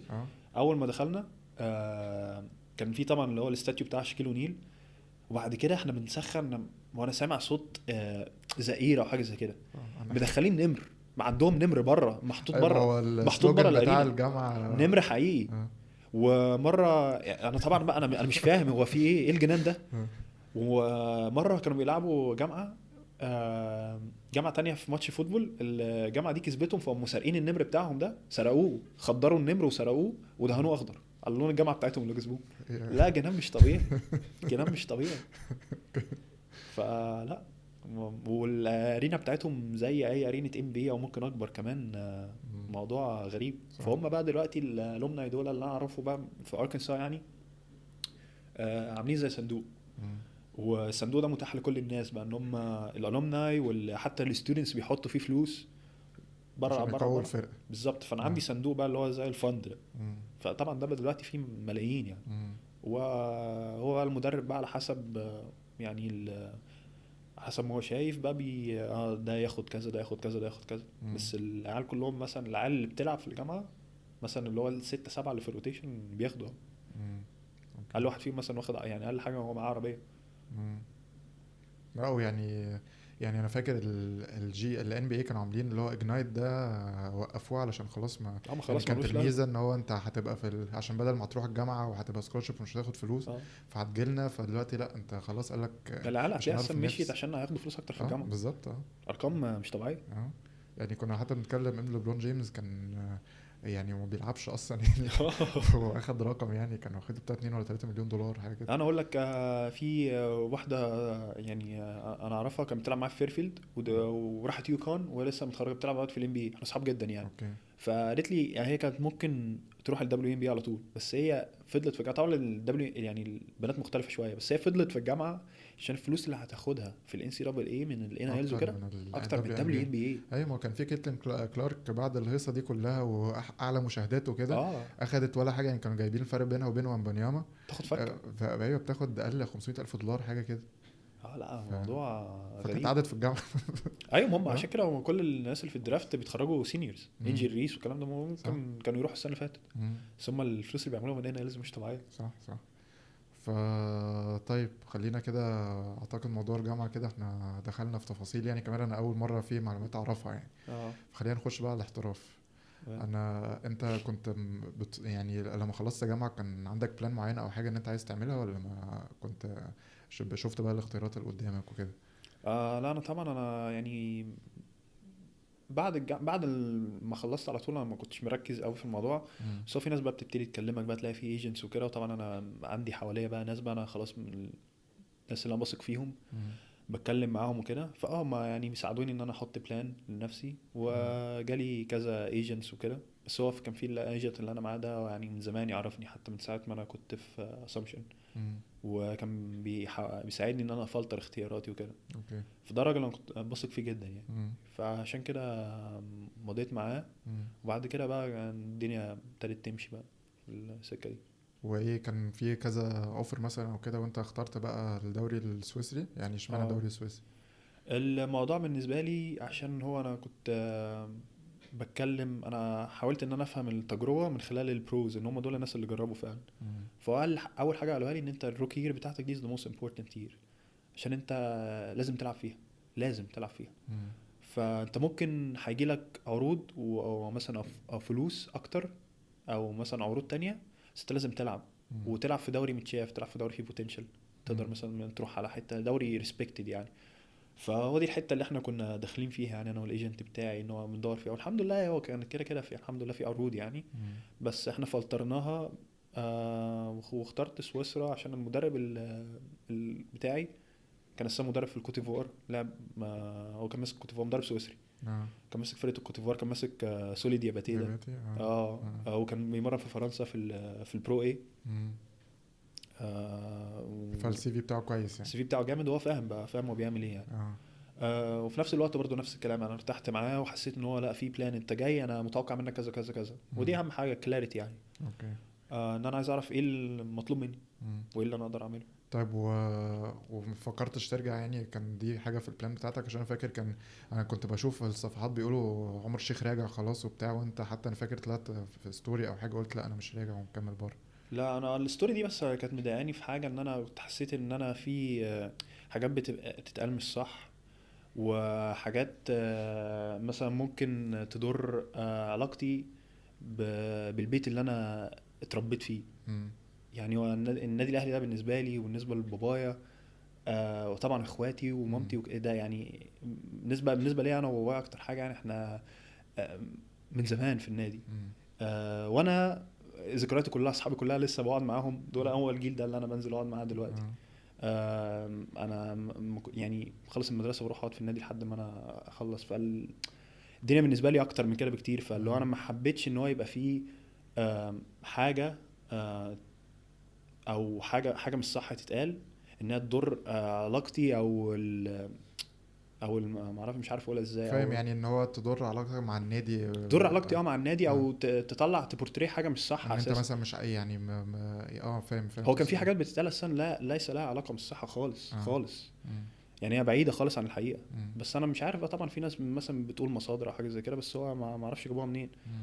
فده طبعا هو كلام بيتكتب ومفيش حاجه بتصحح الكلام ده، وانا طبعا انا مش هرد على حاجه طبعا هي مش حقيقيه، وانا كده كده ما ببصش برضو يعني على الفيسبوك قوي كتير، بس هو اصحابي بقى بيجوا يقولوا لي، فلما احس ان مثلا واحد صاحبي جاي يقول لي حاجه، او الناس مثلا اللعيبه اللي انا كنت ساعتها معسكر مع المنتخب بيجوا يقولوا لي حاجه واخدينها على انها فاكت، انا كده هتضايق ان انت ما ينفعش تضر علاقتي او تقول كلام مش صحيح على علاقتي ممكن تأثر بالنادي. كمان على مثلا لو انت في اوفر جايلك او حاجه، ممكن تأثر على ايه ده، هو انت رايح ولا مش رايح، صح؟ فين في النادي؟ لا يعني مش النادي، يعني ان انت مثلا لو في نادي رايح له او حاجه والاشاعات دي او كده ممكن تأثر يعني. لا مش هتأثر في حاجة، عشان هو الموضوع بره يعني، خلاص الناس بتكلمك انت دايركتلي في ايجنت وفي سيستم اوكي. معين، فهو الكلام ده مش هيضر ولا ينفع. انا بس بيبقى مشكلتي ان انا عايز اصحح بس الكلام وفاهم ان الموضوع فيري سيمبل وبسيط ومفيش مشاكل، و يعني اللي بيني وبين مثلا النادي والناس اللي في النادي وحاجه اكتر من كده بكتير واكتر من الناس تتخيلها، بس يمكن بس الناس لسه يعني ما تعرفكش انت شخصيا وما عندهاش مصادر، فبتجيب مصادرها من حته معينه، فحسيت ان انا بس لازم اوضح نقطه يعني، بس مش اكتر. اوكي. فانت كنت مقرر ان انت على طول عايز تشوف حاجه في اوروبا بالذات، ولا كان يعني الاوبشن احسن حاجه جات لك في اوروبا فانت قلت خلاص هكمل هنا؟ هو كان قبل ما ارجع مع المنتخب انا كنت قاعد في امريكا بتمرن، انا رجعت متاخر، رجعت في شهر 7، فكنت قاعد بتمرن في دالاس عشان كان في انترست من حاجات في الجي ليج، فساعتها هم الجي ليج لسه بيبدا في شهر 9، فالموضوع كان صعب، كنت لسه قاعد برضو مع الايجنت بتاعي والناس بنفلتر الدنيا هتمشي ازاي، فالبيست راوت اللي احنا يعني قررنا ان احنا نروح فيه كان اوروبا. بس فانا ما كنتش لسه مضيت اول ما انا كنت نازل مصر، بس انا كنت عارف انا دماغي رايحه فين يعني. اوكي. ان هي كان في عروض اوريدي وكانوا عايزين رد يعني بس. طيب واحكي لي عن المعسكر بتاع المنتخب بقى وكده، ان هو ده كان قبل كاس العالم صح؟ فاحكي لي يعني ايه الكواليس كده من المعسكر، ايه اللي حصل في المعسكر يعني؟ الدنيا كانت لذيذه، وطبعا انا كان اخر مره عسكرت معاهم كانت 2017 2018 كان فوق مده يعني اخر مره مده فالموضوع اختلف خالص. قابلت طبعا ناس جديده، كانت اكسبيرينس حلوه يعني، والموضوع بقى مور بروفيشنال طبعا، بقى متاح لنا حاجات اكتر. لا كانت اكسبيرينس حلوه يعني. ده كان انهي معسكر فيهم اللي كان هنا في مصر عشان هم سافروا كذا؟ انا كنت معاهم لحد اخر واحد، لحد بتاع الامارات. اوكي. اوكي. طيب يعني تعالى نتكلم بقى على تجربة الدوري السويسري. انا شايف يعني كان في ارقام كبيرة قوي بتعملها في ماتش، 30 بوينت و20 ريباوند وارقام كده. الحمد لله. ما شاء الله يعني. فاحكي لنا كده عن تجربة الدوري السويسري، وانا حتى كنت ببص يعني برضو ميزة الستاتس ان هي موجودة، فشايف ان انت كنت تقريبا في التوب 10 في السكورينج، وكنت توب 5 في الريباوندنج على مدار الموسم يعني وكده. فيعني احكي لي برضو عن تجربة الدوري السويسري كانت عاملة ازاي؟ هي كانت حلوة، وكان في تشالنج في الاول، وانا حبيت التشالنج دي، ان الفرقة بتاعتي كانت صغيرة جدا، وهم كانوا لسه طالعين من الدرجة التانية. انا شفت انتوا خلاص سابع تقريبا السنة دي صح؟ بس ده انجاز طبعا. ما انت لما بتقول لي كده لسه طالعين درجة تانية ووصلتوا سابع، اكيد ده حاجة كويسة يعني. والدوري هناك معظم المحترفين يا اما صغيرين زي وداخلين عشان الليج ده بيطلع، هو يعني هو انتري ليج، فهو بيطلع على فرق تانية في الدوريات الكبيرة بتبص عليه، يا اما هم ناس كبار مثلا تلاتينات، او 30 ده مش كبير يعني، مثلا 34 35 وجاي مثلا من فرنسا، وكان لعب مثلا في سويسرا وهو صغير، ودلوقتي بقى كان في فرنسا وراجع معاه من فرنسا، راجع من المانيا. في ناس كانت جايه من الجي ليج. انت كنت قلت لي تقريبا بيبقى في 4 محترفين لكل فرقه صح؟ 4 محترفين. فالموضوع كان كومبيتيشن عاليه جدا، ان هو انت بيزيكلي ال4 محترفين بيدبوا في بعض، فانت بتلعب هو 4 امريكان بيلعبوا 4 امريكان، فعشان كده هو الدوري يعني قوي بالنسبه للانتري ليفل يعني. كان الاكسبيرينس حلوه، ان احنا المدرب بتاعنا فيري باشنت، وهو عنده فيري يعني ديفنسيف مايندد، وفي نفس الوقت كان بيسيبنا بقى نلعب في الاوفنس، وعايزنا نلعب بسرعه جدا. وهو انبسط جدا لما كنت بتكلم عن المدرب بتاع اركنساس ستيت، ان هو كنت بقول له عن حاجات في الشوت كلوك اللي انا كنت بكلمك عليها دي، قال لي احنا كل اللي احنا عايزينه من ال 24 وال 18. قلت له معلم ايه سبرنتات ولا ايه في فبس بريس ما بهزرش، بريس ال 40 دقيقه. طبعا البوينت جارد بتاعنا الله يكون في عونه، هو ماسك البوينت جارد الثاني، ما احنا الفرقه اللي كانت جايه بتيجي تلعبنا كانت يعني بص يعني مخنوقين اساسا، مش طايقين اليوم. فبس بدأنا بقى نكسب وكسبنا الفرقة التانية، وصلنا الفاينل فور في الكاس، دخلنا السوبر كاب. فلا يعني كان الناس كلها حتى يعني حتى كرموا المدرب بتاعي، كان هو داخل كوتش اوف ذا يير في الفاينالست. واحنا عامة كان بيجي لنا بقى جوائز كتير وحاجات كده، ان هو الناس كانت مبسوطة جدا بالانجاز اللي احنا بنعمله ده، وكان في فانز بقى كتير ومش عارف ايه. الناس بقى بتاع ان السنة اللي فاتت محدش كان بيجي قوي في درجة تانية وكده. دلوقتي بقى المدينة بقى بدأت تشوف بيل بوردز وحاجات كده لينا في لوزان. فالموضوع كان لذيذ، كان حلو. حلوة سويسرا بقى. سويسرا حلوة بس غالية قوي. غالية مش جنان، بس هي بلد حلوة قوي. الطبيعة هناك لذيذة. الناس بقى ما فيش ستريس خالص. انا مش فاكر ان انا سمعت زمارة هناك. مفيش حد بيزمر خالص. اوكي. طيب واحكي لنا عن الماتش 30 بوينت و20 ريباوند ده. الماتش وقبلها بفترة كان فيه 14 بوينت في الكوارتر تقريبا، برضو كان ريكورد وقصة كده. الماتش ده كان مهم بتاع ال 14 بوينت ده، عشان هو كان ده كسبناه دخلنا السوبر كاب. اوكي. فكان مهم ان احنا نكسبه، فانا كنت نازل يعني مركز اكسترا يعني. ماتش ال 30 بوينت ده ما اعرفش، انا حسيت ان انا كنت بذاكر السكاوتنج كويس، وحسيت ان انا في الفرقه دي انا على طول بلعب كويس ضدهم يعني، حتى لعبناهم في بلاي اوفز كنت بلعب كويس. كان في نقط معينه يعني نقط ويكنسز معينه انا كنت مركز عليها، وهي فضلت تمشي تمشي تمشي تمشي، فكنت بهامر على الموضوع ده. بس كان لذيذ يعني، ماتش لذيذ يعني. ده ماتش ال 14 صح؟ ده ماتش ال 30. 30 اوكي. اوكي. وكسبناه دول الفرقه الثانيه على الدوري. اوكي. بس في البلاي اوف بقى ما خدتوا 3-0. خدنا 3-0 بس كنا بنخلص يعني. في ماتش مثلا خلصنا 5 بونت، في ماتش 3 بونت. ماتش اول ماتش كان دي بلو اس اوت بس يعني. بس كان الدنيا قريبه يعني. انت هم الاربعه محترفين بتوعهم، واحد اكس تشامبيونز ليج، واحد كان بيلعب في اليورو ليج في باراسانايكوس، واثنين تانيين امريكان برضو خبره يلعبوا في اوروبا بقالهم كتير فتقال. واحنا بقى انا والواد اللي معايا واحد تاني من الستيت في اركنسا، بس مش معاه في نفس الجامعه، في جامعه في اركنسا قد بعض. واثنين يعني كلنا صغيرين، فان انت تكمبيت معاهم موضوع يعني، حتى الناس ادونا ريورد كتير عليه يعني. اوكي. طيب وانا حاسس برضو يعني انت حاسس انت شوت اكتر من ما كنت بتشوت قبل كده السنه دي صح؟ ده كوتش كان بيقول لك ان انت محتاج شوت، ولا انت قلت انا اصل انا بحس ان انت عشان بنتريشن كده انت ماشي فبتعتمد عليه اكتر، بس بشوف انت شوتك حتى شوتك كويسه يعني، حتى شكلها كويس يعني. لو المشكله في اركنسا ان انا زي ما بقول لك كان عندنا 3 خمسات. انا مدرب اول ما جابني قال لي بص انا عارف ان انت كنت بتلعب، ان انا كنت مضطر العب 5 في اسامبشن في الدي 2 عشان انا كنت السايزات بتبقى مختلفه شويه. وهو كان المدرب عايزني اركز على الريباوند. كنت ساعتها ما افرج 12 ريباوند في الماتش. فقال لي انا عارف ان بص انت هتيجي انت ستريكلي بيك اند بوب، ان انا عارف ان انت بتعرف تشوت وكذا وكذا وكذا. قلت طيب تمام. اول ما نزلنا السيزون داخلين في 3 4 ماتش، الخمسه بتاعتنا اتصاب، الاولاني الثاني اتصاب، الثالث اتصاب، 3 خمسات اتصابوا. فخلاص بقى مين اللي عارف يعني 3 في مره 3 اتصابوا. واصابات بقى مش طبيعيه. واحد جاله حاجه في الحوض، الثاني تيرد ديجري سبرين انكل. اوكي. حاجات يعني داخلين على المشرحه. فلا فخلاص هنعمل ايه؟ فانا لعبت 5 عشان كده ساعات كنت بمسك عصام وكده ان انا لازم العب 5. فخلاص بقى الموضوع بقى موضوع الشوط ده بقى، بس برضو يعني تشالنج. وانا حسيت انها خلاص امبريسيت انها تادلي بقى ان انا العب بوست موز. يعني انت عندك الحته اللي هي الفيس اب دي اللي بتطلع تشوط فيه دي من زمان بشوفها عندك. فكمان بقى حته البيك اند بوب والحاجات دي لما تخش بقى كمان تزودها كمان هتفرق معاك جامد. بالظبط. بالذات ان هو الخمسات يعني انا هبقى اسرع منهم، بعرف هاندل الكوره، انا بيزيكلي جارد. فهو الموضوع كان استغليت بقى النقطه دي يعني. فحاجه كويسه زودت لي حاجه. ففي سويسرا بقى خلاص انا ابتديت العب لعبي العادي، ان المدرب بيلعب ب4 اوت، فانا كنت ساعات يعني يا اما 3 وبلعب بيك اند رول، يا اما انا الاربعه وفي نفس الوقت انا حر يعني. فخلاص. بس المشكله في مشكله غريبه انا مش فاهم في ايه. في اول الموسم شوت مثلا 10 ترتات جبتهم، بس داس على الخط فبتحسبه ب2. فالايجنت بتاعي بيقول لي انت شاط 10%.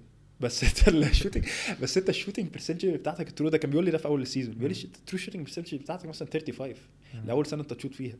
فانا مش فاهم في ايه، مع ان مقاس الجزمه بتاعتي مش كبير عادي، عمال ب 46. انا مش فاهم في ايه ده ايه. مش كبير خالص. يعني مش كبير خالص بالنسبه لطولي. ايوه انا بس 45 اصلا اقصر منك فانا بكتير. مش فاهم ايه المشكله. حتى خلصت السيزون ده مش فاكر انا يعني بالتوتال كله بالبلاي اوفس بالكاس بكل حاجه مثلا 29%. الترو برسنتج لو انت هتحسب ال 11 12 دول 38. فرق رهيب. فرق رهيب. فالموضوع ده حاسس في نفسيتي قوي، مش عارف ليه. ارجع خطوه ورا. مش فاهم. خلاص بقى شوت بقى زي ديم كده من عند اللوجو في الضمان. طيب ايه يعني انت دلوقتي في الاوف سيزون في حاجه معينه بتشتغل عليها او حاجه، يعني حاجه بلان عايز تزودها في الجيم بتاعتك للسيزون الجديد؟ ان شاء الله. إيه؟ في كل حاجه طبعا عايز ازود الحاجات اللي انا عندي بوينت اوف سترينث فيها، بس عايز بقى ابتدي اد بقى حاجات معينه ان انا اشوت اندر بريشر. عايز انا ما بشوتش من ديمات خالص. غير لو هي فيس اب يعني. بس اللي هي ال 1 و 2 دريبل بول اب دي انا ما بشوطهاش. هو المدرب بتاعي في اركنساس فاكر انا قلت لك قال لي ما يعني الميديوم يعني دي ذا ورست شوت يعني في الباسكت. هو دلوقتي عامه الناس بتتكلم ان هي دي ذا ورست شوت دلوقتي، بس هي حل. فانا حاسس بقى ان هو الحل ده. بس خلي بالك اللعيبه السكوررز مثلا لو كي دي مثلا او كده هم على طول بيقولوا ان هم 3 ليفل سكورر عشان الحته دي. فدي يعني هي ممكن ماشي تكون دلوقتي عشان الارقام والحته دي، بس هي برضو بتجيلك اوقات بتبقى مفيده يعني انها تكون اوبشن عندك. ده حاجه طبعا بالذات انت خلاص من الثلاثيه خلاص انت الناس عارفه ان انت هتطلع مثلا شوت، فلا انت هتاخد دربليه هتحطها خلاص بالظبط. والموضوع مش سهل بقى ان هو مثلا يعني ده اللي برضو النكست ليفل بقى لما بدات افهمه في البرو، ان انت خلاص ما بتبصش انت على الديفندر اللي انت ماسكه ده، ان انت لو انت مش هتقدر تعدي منه 1 on 1 انت المفروض ما تلعبش برو اساسا. ما ينفعش تلعب ديفيجن 1. صح.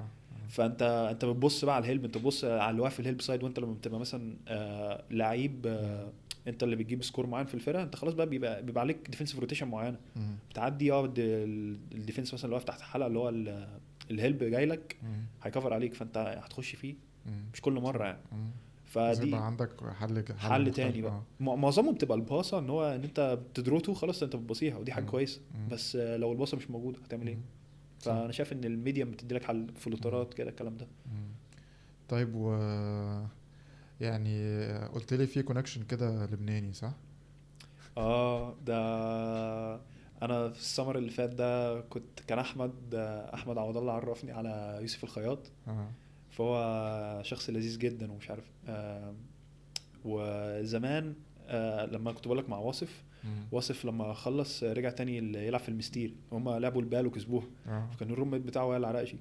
فكنت كانت غريبه يعني. كنت على طول بكلم واصف على الفيس تايم وكده، وائل بقى يخش في الفيس تايم فنقعد نتكلم. شخص لذيذ جدا حتى لما قابلته. لعيب جامد قوي. وعلى طول انا ويويو مثلا لما بنتكلم وكده هناك بيقول لي ده هو على طول عنده اللي ده اللي هو اليورو ستيب بس يوم جاب الكرة من ورا.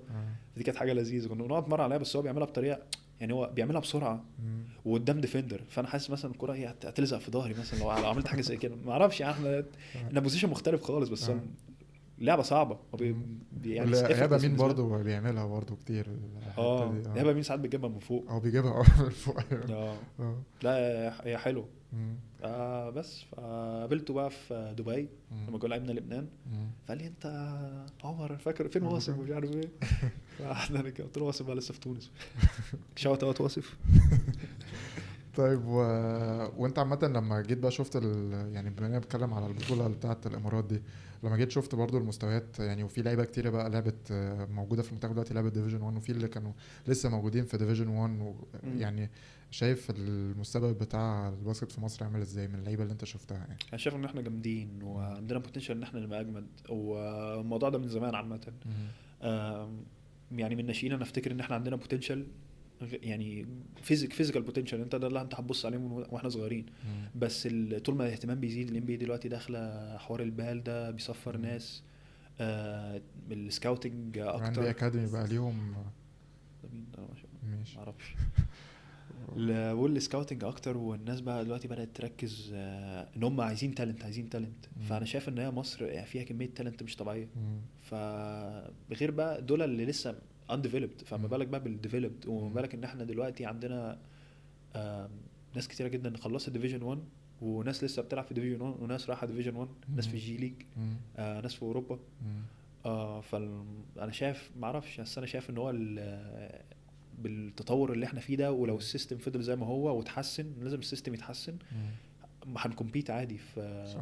عشان هنلطش احنا على عادي طول فرق. في مراحل الناشئين بنعمل نتائج كويسة، بس بنيجي على مستوى الكبار عشان الفرق التانية بيبقى عندها احتكاكات اكتر ولعيبة محترفة في دوريات بالظبط. قوية، فهو ده اللي بيفرقنا في الحتة دي يعني. بالظبط، هم اللي بيشيلوهم. يعني انت اه. مثلا لو شلت، لو انت اتفرجت مثلا، انت اكيد اتفرجت على كاس العالم، لو انت شلت الناس اللي هم اللعيبه بتاعتهم الانترناشونال، مم. يعني مثلا وكان شيل. عندهم مجنسين كمان، يعني انت في كمان فرق، يعني في اه مثلا منتخب ليتوانيا ده جايبين مجنس. طب انتوا جايبين مجنس ليه اصلا؟ بيعمل وبولندا ايه برضه. ده؟ ايوه. ايوه ايوه. لا يعني انت شيل الناس دي والعب بالدوميستيك. اه. لا هم في حته تانية خالص، يعني هم مش كده، مش كده اه. خالص. مم. بسايدز امريكا يعني، ومثلا فرنسا اه. والمانيا، يعني لا انت لو من غير المحترفين، وانت لازم يبقى عندك ناس بره وتيجي تلعبهم وكده، ان هي دي الناس اللي هتشيل. مم. طب وخطوة الاحتراف في أوروبا دي، اتكلمت مع عاصم مري عشان هو أنجح نموذج ما شاء الله عليه يعني ما في شاء حتة الله. الاحتراف دي، اه فاتكلمت معاه مثلا أو حاجة؟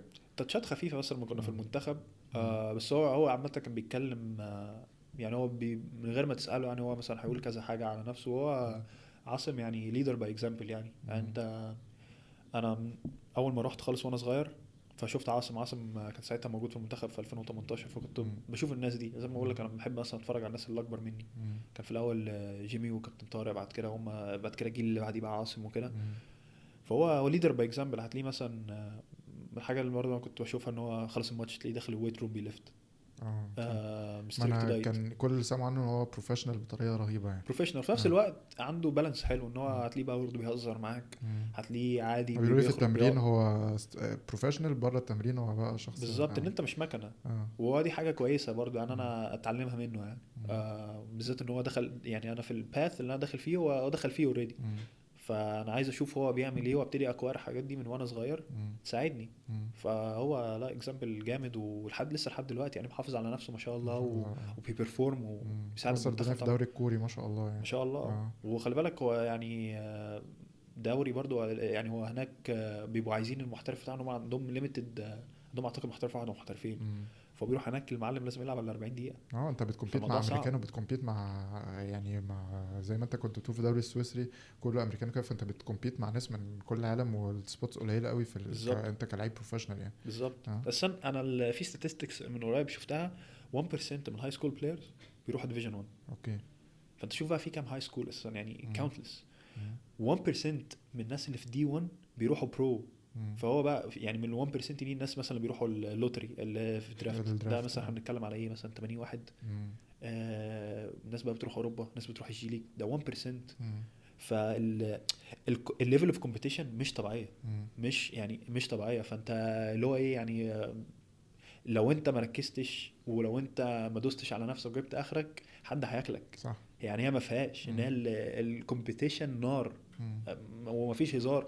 والموضوع بقى يعني كونتراكت جامد، ان هو مثلا كان في عقود مثلا في الروكيز اللي بالنسبه لنا في الاول، لو انت في اول اسبوعين المدرب مش راضي عن ادائك يمشيك عادي. اه ده زي الشغل يعني، اللي هو نوتس بيريد بتاعت الشغل كده، ان هو بالظبط. بالظبط. اه يعني مثلا انا الحمد لله انا يعني المدرب كان مقتنع بيا جدا، بس مثلا في ناس معايا في الفرقه ما كملتش. محترفين، كان في فتره اختبار مثلا. اه. يعني هو جاي عشان يختبره، هو جاي من يعني على حسابه مم. عشان يختبر. في ناس في الفرقه اللي هي في الدرجه الاولى، قصدي في اللي هم الفرقه الاول على الدوري، مم. دول بيلعبوا في الشامبيونز ليج اللي هو مم. تحت اليورو كاب على طول. اوكي. المحترف بتاعهم كان جاي مضينه اسبوعين، مم. وده كان جاي من الجي ليج مضينه اسبوعين. اه. لعبت كويس. بعد كده نزلوا خبر بقى في نص يعني بعد اول شهر، احنا مضيناه extended his contract until the end of the season. اوكي. طب ما في الان بي بيبقى في اللعيبه بتيجي في نص الموسم 10 داي كونتراكت وحاجات كده، وبعد كده اه. الليفل اوف كومبيتيشن مش طبيعي. آه. انت جات لك فرصه لازم تمسك فيها، صح. وبقى دي حاجه بقى بتاعت ربنا بقى الباقي، آه. بس تعمل اللي عليك بقى وخلاص. لا طب وانت خططك ايه للموسم الجديد؟ والله ما اعرفش، احنا زي ما قلت لك لسه مخلصين. مم. فانا بس عايز وقت كده ان انا اهدى وريست، مم. عشان هو الموضوع فعلا مجهد يعني منتلي وفيزيكلي طبعا. مم. فانا بس انا طبعا اهلي وحشوني، اصحابي وحشوني، فمبسوط هنا بقى باكل وكده. فجاي بقضي وقت يعني، ان انا ريلاكس شويه. بعد كده بقى الدنيا تبتدي تمشي بقى ان شاء الله. في الكلام بيبدا مثلا في اخر 5 مم. اول 6 كده. جاي عندك بقى تراي اوتس في اماكن مختلفه بقى ان انت تحاول تجيب كونتراكت جديد بقى في حته جديده صح؟ ان شاء الله مش هيبقى في تراي اوتس خلاص، ان انت روكي، فانت يعني انت خلصت روكي يير، مم. فانت الستاتستكس بتاعتك موجوده، الهايلايتس مم. بتاعتك موجوده، فانت خلاص انت حطيت رجلك على اول الخط. مم.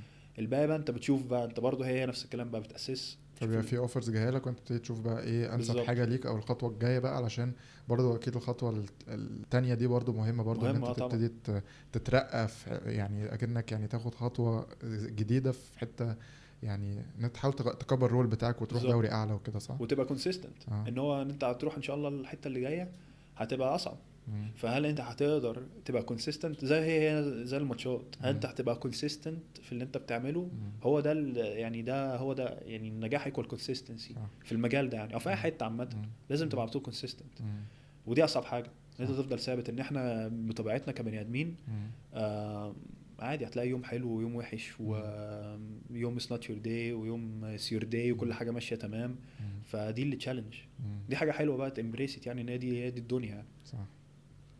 طيب انا كده وصلت لاخر الحلقه، انبسطت جدا، انا بجد اتعلمت حاجات كتير أوي في الحلقه دي، وزي ما كنا بنتكلم قبل الحلقه ان انا مبسوط ان احنا اتعرفنا على بعض قوي، وانا ويعني والله حبيبي، تبقى يعني صداقه كده باقي العمر يعني ان شاء لازم الله. ان شاء الله، وان شاء الله كده يعني قريب اشوفك كده فاتح بقى الكومبيتنج بتاع سينرجي، تاخد منهم الماركت شير. خلاص ان شاء الله. لا والله حاجه كويسه جدا ان انت مركز في الموضوع ده، وانا مبسوط جدا تاني ان انتوا بتبروموتوا الكالتشر هنا في مصر، وطبعا اهم حاجه ان انا اتعرفت عليك عليهم على المستوى الشخصي، فانا مبسوط جدا يعني. وان شاء شكرا. الله يعني ربنا يكرمك الموسم الجديد وتبقى في حته احسن من السنه اللي فاتت، وربنا يكرم كده ان شاء الله، والسنه الجايه نيجي الصيف الجاي نقعد قعده زي دي نتكلم على ان شاء الله، السنه اللي فاتت ان يعني. شاء الله لازم ان شاء الله. فكده احنا وصلنا لاخر الحلقه، وبجد شكرا يا عمر ان انت جيت، و يعني ما تنسوش تعملوا لايك للفيديو وتعملوا سبسكرايب للشانل عشان يجيلكوا كونتنت زي ده اكتر، ونشوفكم الاسبوع الجاي مع ضيف جديد. سلام.